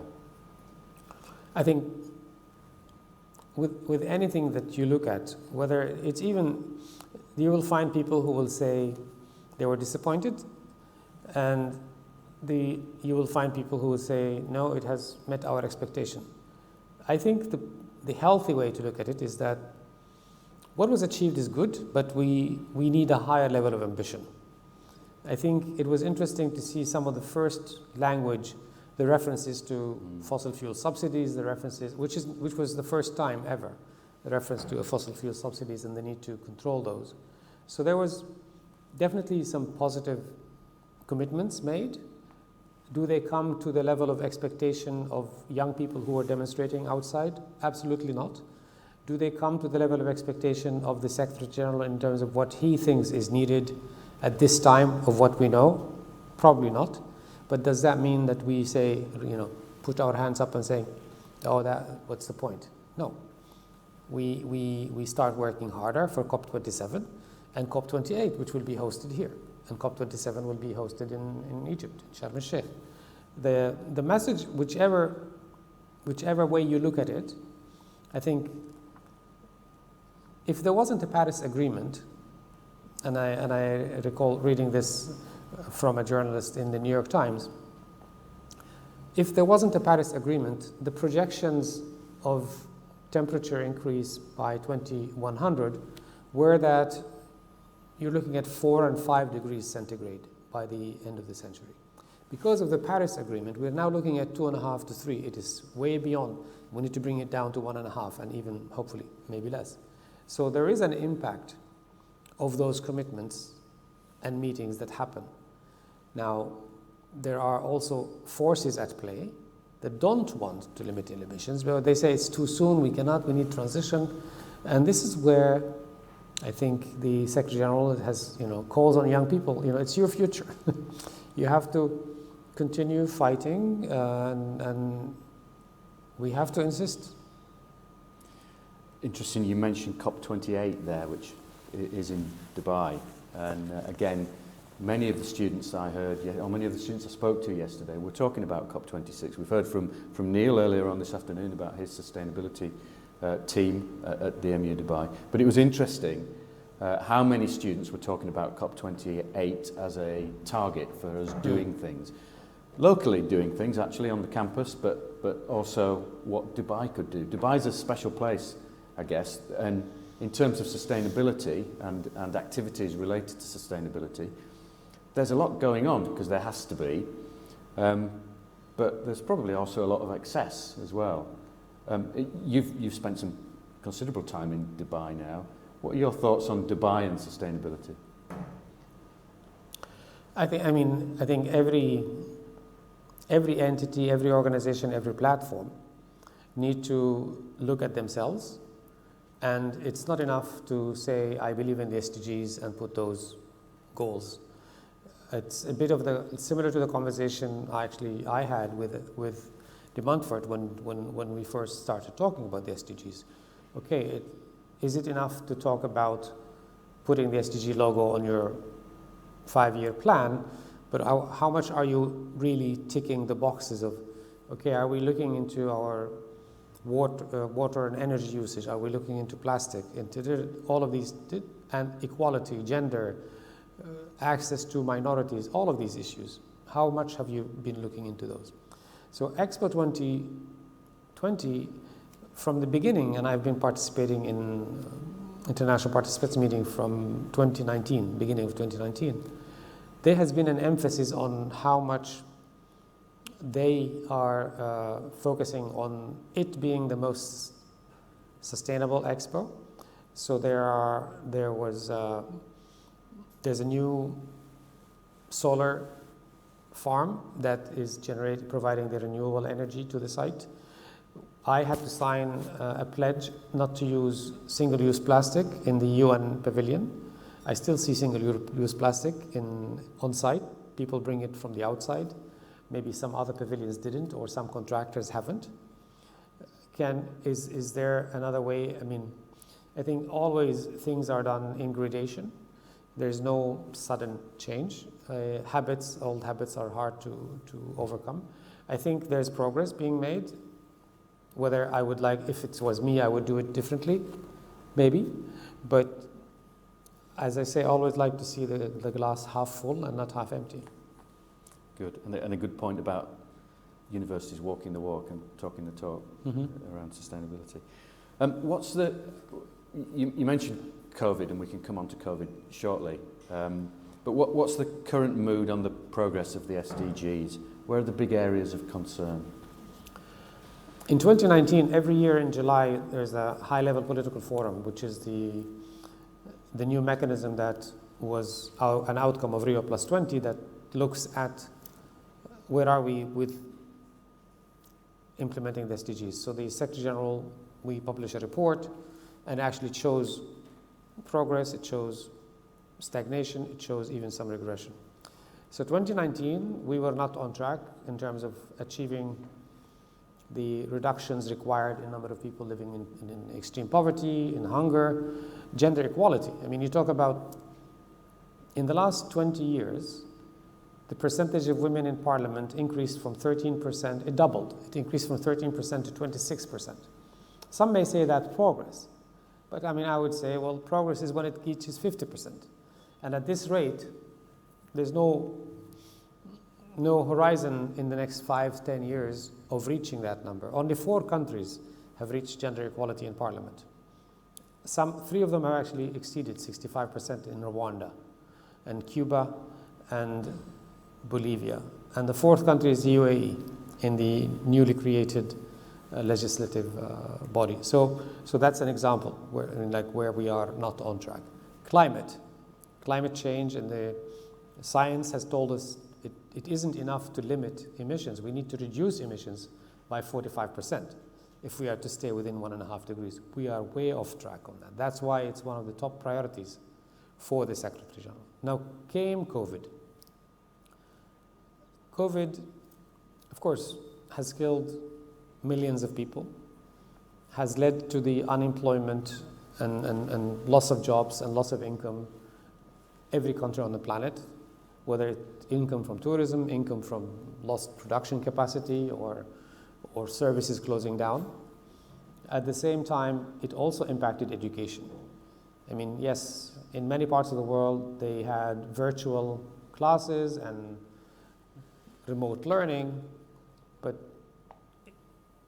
learning isn't just what you take from the classroom, it's also the social interaction, the social skills. So that was lost. So we have actually, you can talk about a lost 2 years.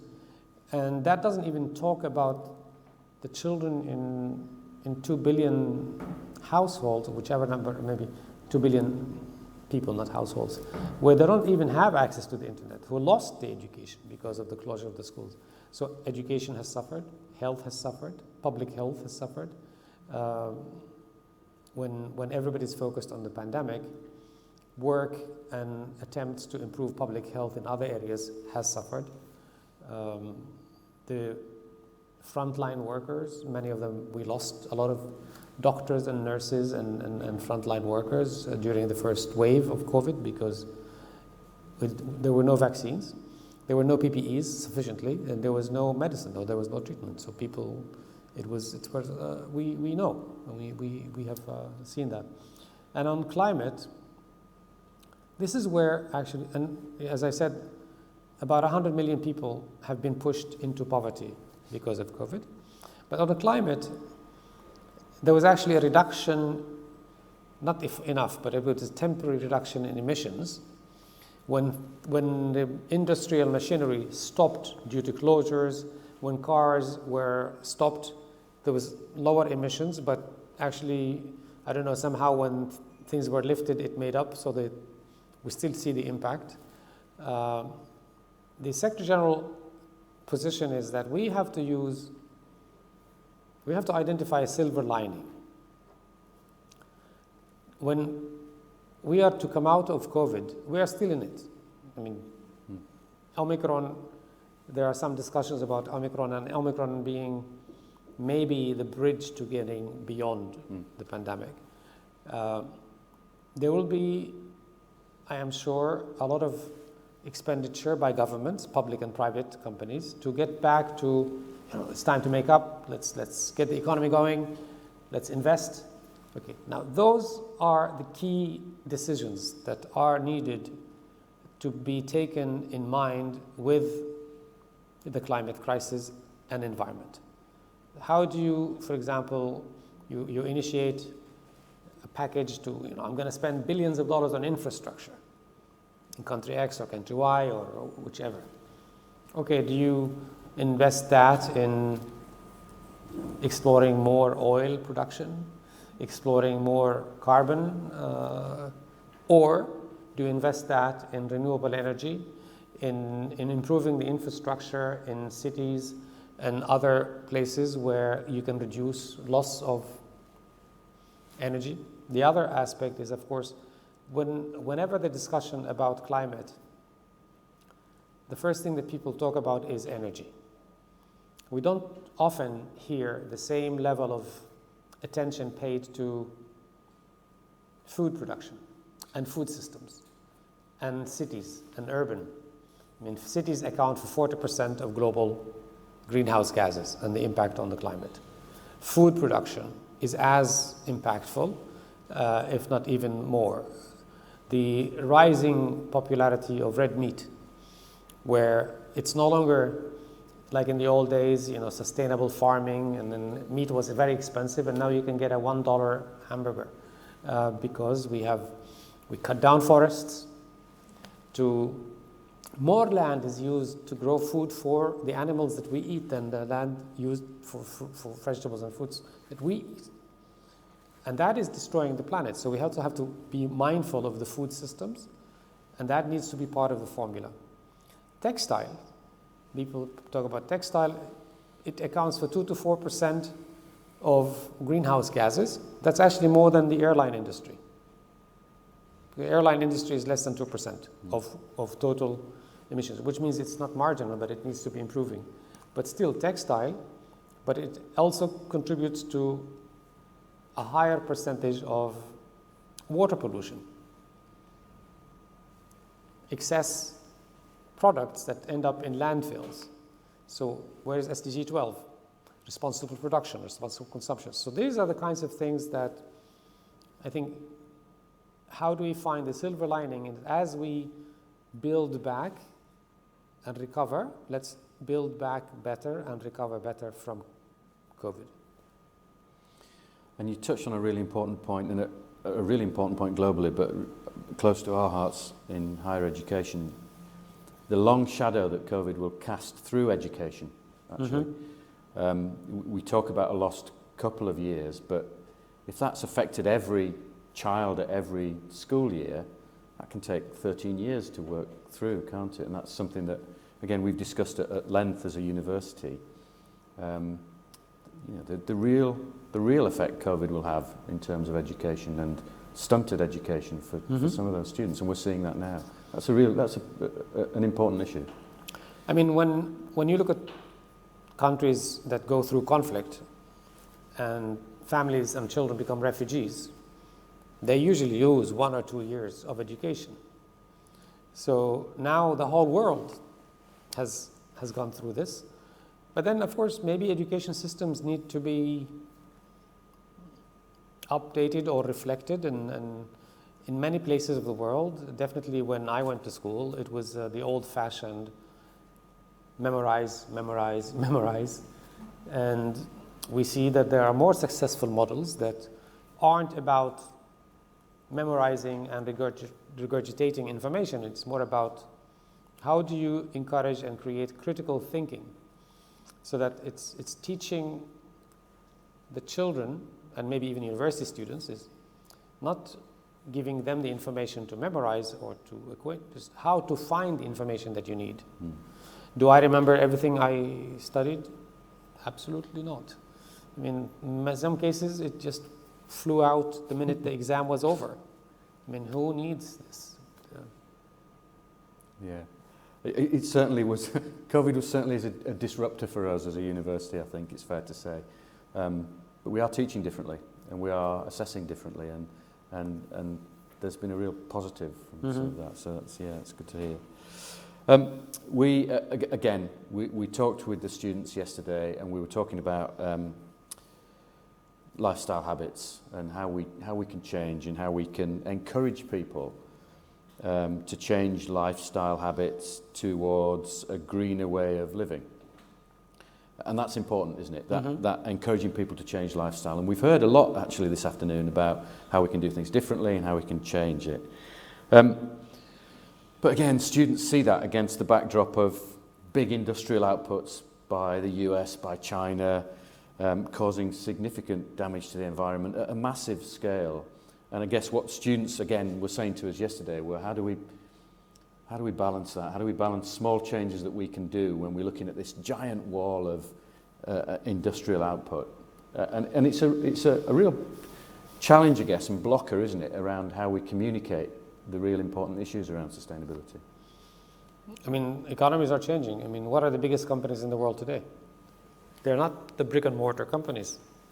I mean, I forgot which were, 15 years ago, the largest 5 companies in the United States, I think, were General Motors, or General Electric, Citibank, or Bank of America, and I sort of forgot.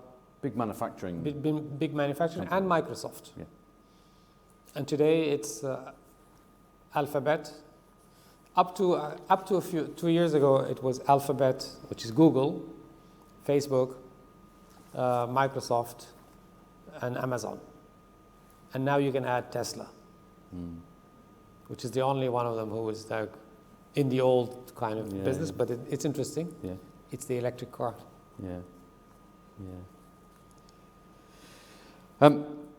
There are 8 years left of the SDG mandate, so the clock's ticking. 9. 9, okay. Nearly 8. 9. How pivotal is that time? How pivotal is that aspect of the clock ticking in terms of our focus, I guess? I think when you look at the MDGs, which was our first experience of setting global goals for development in the year 2000 for 2015, it actually demonstrated, as anybody who studies business or any company that projects a 5-year plan, is that when you set targets and goals and then you go and review that every year, you do achieve it. It's not just making a slogan, let's do this, carry on. It won't get you anywhere. Yeah. But every year at the HLPF, not only we produce a report of where things are based on what we collect from member states, but also based on what our UN offices and departments collect themselves.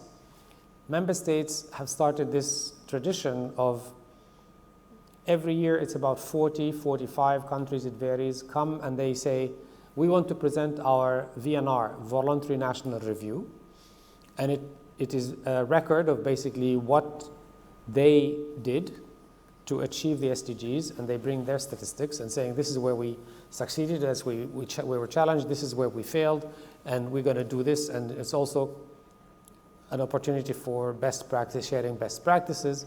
So that is actually become a really welcome tradition, that the city of New York started doing it as a city. So they came to the UN and said, you know, we want to also share what we have, an 8 million inhabitant city, which is the size of, actually bigger than about many of the countries in the UN, maybe, I don't know, maybe 100 countries are less than 8 million. Other cities are thinking to do the same, because you have to take it to the local government level.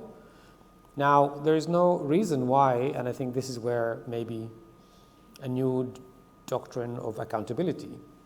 Companies need to start being asked to report on where are you with incorporating the SDGs, and we see that now, 2018, the Business Roundtable, or 2019 actually, August, they redefined the purpose of the corporation. The Business Roundtable is a group that brings together America's biggest and richest companies. And between 1971-2 until 2019, their definition of the purpose of the corporation is to add value to the shareholder. So that was the driving force for every corporation. My job as a CEO is to increase value for the shareholder. So we need to make profit. I need to make profit at the expense of everything. Now, the new definition of purpose of the corporation that was adopted is that the purpose of the corporation, and therefore the leadership, is to add value to the entire ecosystem of the organization. Add value to the staff, to the employees, to the customers, to the supply chain, to, of course, the shareholders, to community. So that didn't come out of vacuum. That also came out from they hire, you know, smart people to tell them the world is changing. Young people are now more interested in buying a product or a service from a company that aligns with their own ethics and ethos. And the world now, younger people recognize that we need to be more sustainable. We need to take climate action. We need to be more equal. So the rising inequality is another dimension. So that's where they said, oh, maybe we need to do this. Now, do I think that every company that says, I'm going to do this, is going to do it and is sincere? I'm not naive. But today, the world is open. You can't say one thing and do something else. People will hold you accountable. And that's what we're seeing. So it's times are changing. And I think young people, with their connectivity, with these smartphones that are more powerful than the supercomputer that was used by NASA in the late 1990s. So it's the world is changing. And you've mentioned, or you've touched on, it segues nicely actually into my next point really. You touched on young people. And I know that youth empowerment is something that's close to your heart. Mm-hmm. And tell us how important that is to you, I guess, and generally how important youth empowerment is. I mean, I think youth shouldn't buy the slogan of somebody saying youth empowerment. I think in the same way, I said this, there was a panel on women's empowerment, and I said, we live in a paternalistic society, and equality, it's an issue of power. Those who have power are always reluctant to share it, because, you know, it's nice. I have power. I'm not going to give it to you. So those who need or want equality need to also, you know, fight for their power, for the equitable share of those resources. So young people, of course, are often not given the same opportunities, because when we at the UN hired for a job, it says required 12 years of experience or 10 years of experience or 15 years. It depends on where you are, and then you come out fresh, and you have a young person who might be the best person but wouldn't be even shortlisted because they don't have the years of experience. The same goes for large bureaucracies, for large companies. The UN created an office for an envoy on youth, a young person. I was involved in creating the office and in hiring the first Secretary General's youth envoy, Ahmed al-Hindawi. He was 27 when we hired him. And then 4 years later, he said, I'm now 32, 31. It should be somebody else because it needs to be younger. So then he left. And then we hired another person who was 26, Jayathma Vikran Mayake. And now this is the end of her 5th year. And then she'll be leaving at the end of the year.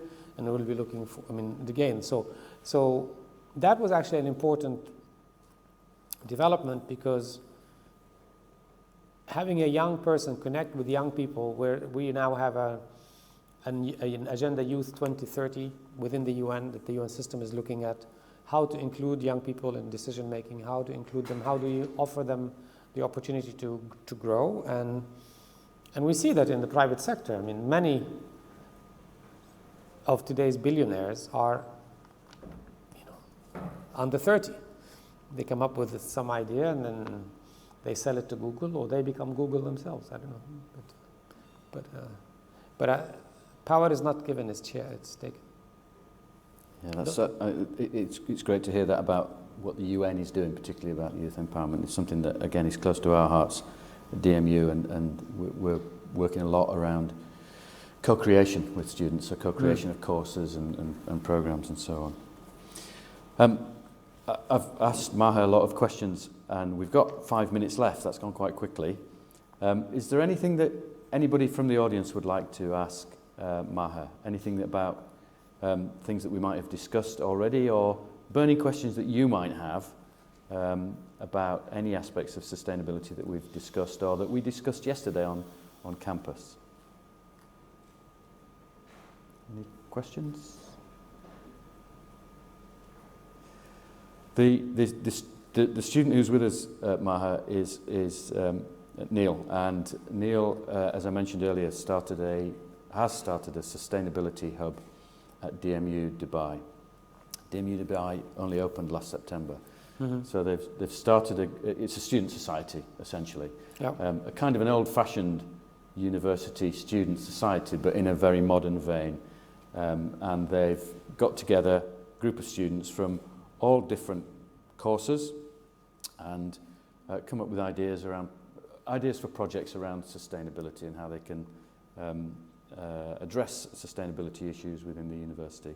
And it was humbling to see yesterday, actually, the groups from the different programs. So they had engineering students, cyber students, psychology students, business students, all working together on particular problems. And it was great to see those different people at such a young age working together to come up with some ideas about how they could look at sustainability issues. They generated a green wall, which is, you can imagine, a big wall of plants, but which is automatically watered. It's in Dubai, so it has to be automatically watered, but using a solar panel system that then tests the soil that the plants are living in for dryness and so on. So fantastic to see that kind of small projects, but with one small project and them coming together on one small project, they're now looking at new projects, and that hopefully will begin to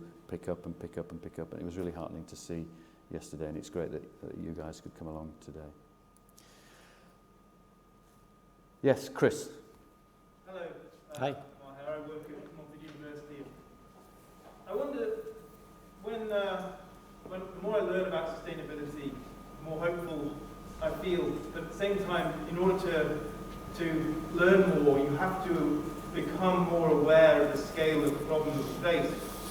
And I wonder, in your position, how, when you see rush hour in the evening in Los Angeles and lane after lane of traffic, when you look around the skyline here and see skyscrapers coming forth, and you think about the amount of oil and the amount of construction and how deep we are as a species in Project Earth. How do you remain hopeful when you look at that? Because when I look at it, all I can see is an almost impossible level of change required on not just the individual basis, but on an organizational species basis. It becomes hard for me to be realistic about 2030 or whatever it might be. How do you kind of maintain a hopefulness in the face of kind of where we are as a species? Because if you go back to early 80s, we had the ozone layer concerns. Science has shown at the time that many of the chemicals that became very popular for refrigeration, for air conditioning, for aerosols, were actually degrading the ozone layer, and that the hole was growing, and there was no protection for humans from the rays, and we're all going to die from skin cancer. That was what's going on. But then, of course, research was put into that. The United Nations mobilized with member states, and then there was the Montreal Protocols adopted in Montreal in 1989-88, and that was also done in partnership with the private sector. So they found alternative chemicals other than hydrofluorocarbons and substitution, and then it was also regulation. So regulations followed that phased out the use of these chemicals, and then we have now, today, more or less, not only has degradation of the ozone layer stopped, we actually had a return. It's healing. So that's an experiment where we see regulation is important. So that's why the Paris Agreement and the COPs are important, because governments come together and then they have to regulate. But then also accountability and bringing private sector on board, because they need to be part of the solution. So that was an example that not many people know about, is that we worked together and we got it. Now we know about CO2, methane, and other greenhouse gases. And did I imagine that my cell phone battery, that when they first came out, you have to carry your charger and then you have to buy this pack, and after 2 hours, it's running out of battery. Now it's 2 hours, and you have a car now that can run for 500 miles without a recharge. So there's an amazing development in technologies that tell us. I mean, I mentioned the example of the phone that is more powerful than the NASA supercomputer in 1999, not 1950. So there's an amazing potential in technologies that we can see. So I'm hopeful, I'm sure that we will get there. 100 years ago in New York or in London, what do you see in the streets? You see a horse-driven carriage. And when people hear the statistics about how many horses lived in New York and how much manure they had to collect from the streets, and people thought that's the only way to travel, horse. And then came this Ford car, and then people said, what is this, a combustion engine? And then people moved on from muscle power to combustion, and now we have to move to a renewable. So I see a transition. I mean, I see that we are going to move to renewable energy, and I think things will speed up. The cost of renewables, only 5-10 years ago, people were saying, there's no way it's going to catch up, there's no way it's going to invest, it's too expensive. Actually, it is now cheaper in the long run to invest in renewable energy. So this is where the market is going. This is where I think the push is. So we might not do it by 2030. It's good to have a target. It's like always good when you have a date, an exam. So you have to study for the exam. You can't miss the date. So you put your effort to get to the date. Now, in the case of the exam, if you miss the date, you fail. In the case of 2030, if we do it by 2031, that's fine, but let's try to push for 2030. I think it's insisting on that is what will get us there. If we start with, it's too tough, we're not going to do it, you will not do it. Albert Einstein once said, if the idea is not absurd, there's no hope for it. So we have to think outside of what we think is possible. They're now talking about a few people, like Tesla and others, setting up a colony on Mars, and the moon. Let them dream. Some of them will do it, but maybe we need to focus on fixing here first. Solid answer, thank you. So things are happening quickly, Chris. Yeah. Don't worry. Okay, thanks. Okay, any Manjeet?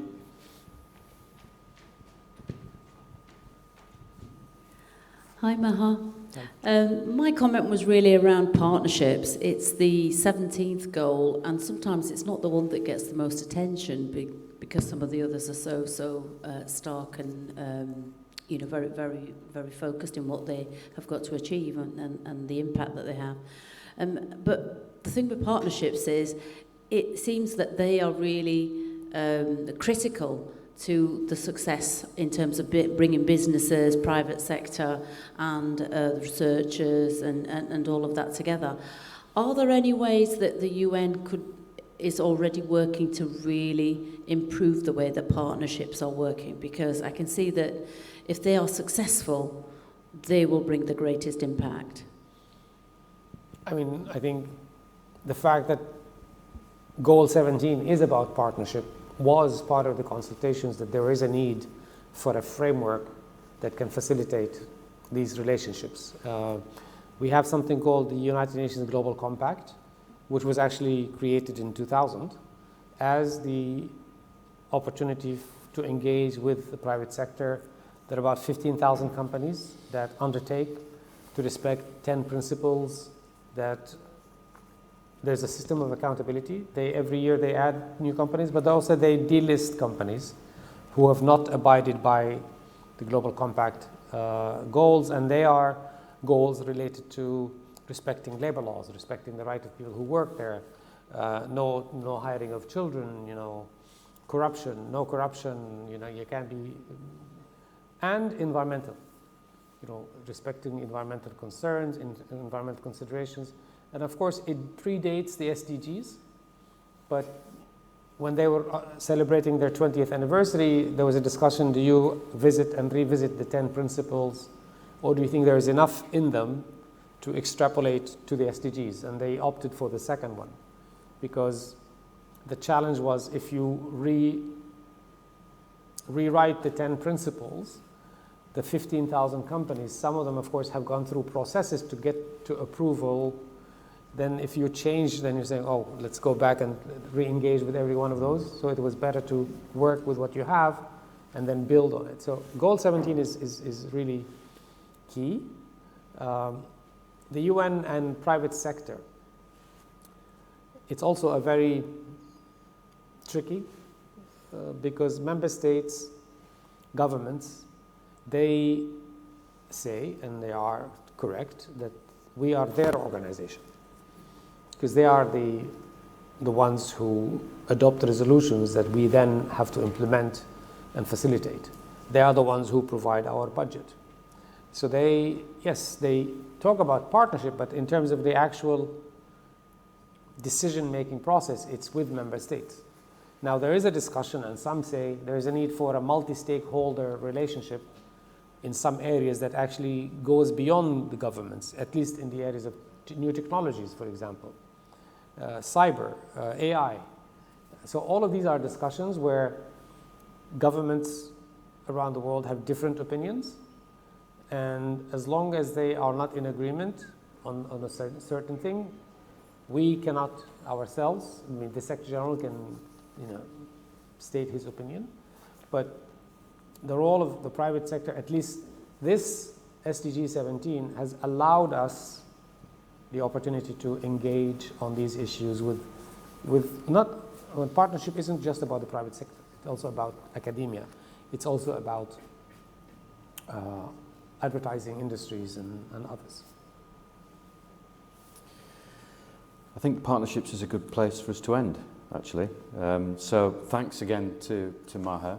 And just to close, I guess, we've heard some fantastic things this afternoon in this session, both from our colleagues in Leicester and here in Dubai. Certainly the diversity of the stories and the experiences that we've heard this afternoon have been fantastic, actually. We've covered every aspect, I think, of what's going on in those projects. And particularly, from all our presenters and all our contributors, the depth of feeling and the passion and enthusiasm around what they're doing, and also around the teaching and learning and research aspects of sustainability, and that passion really came through. And we've heard latterly that partnerships can be really impactful. We've heard from Maha that there's still hope, which is great to hear, and particularly that importance of involvement of youth and youth organisations and youth empowerment, a really strong message. But I guess part of us discussing sustainability this afternoon, part of us all discussing sustainability this afternoon in all its forms, is passing that message on, is passing the message about what we're doing, what we need to do, passing on thoughts, passing on ideas, and passing on that passion related to this area. And I hope that's something that we can all agree to do. We've heard lots of different aspects this afternoon around food and food security, around housing security and shelter, availability of housing, access to education, electrification in South Africa. We've heard some really broad and niche topics, and passing on those information and passing on those thoughts is really important to us. So, final thing is for me to thank you who've come along and joined us at the UK Pavilion this afternoon, to thank those watching online, and to thank our colleagues in Leicester for some of them getting up very early and being involved in this afternoon's event. And finally, thanks to our DMU events team, particularly thanks to Laura here in Dubai and to Krishna back home in Leicester for looking after us and putting on such a great event. So thank you very much. Thank you all. I think we can move outside if we want the refreshments on the terrace next. So thank you all. Thanks, Maha, again. Yeah, thanks.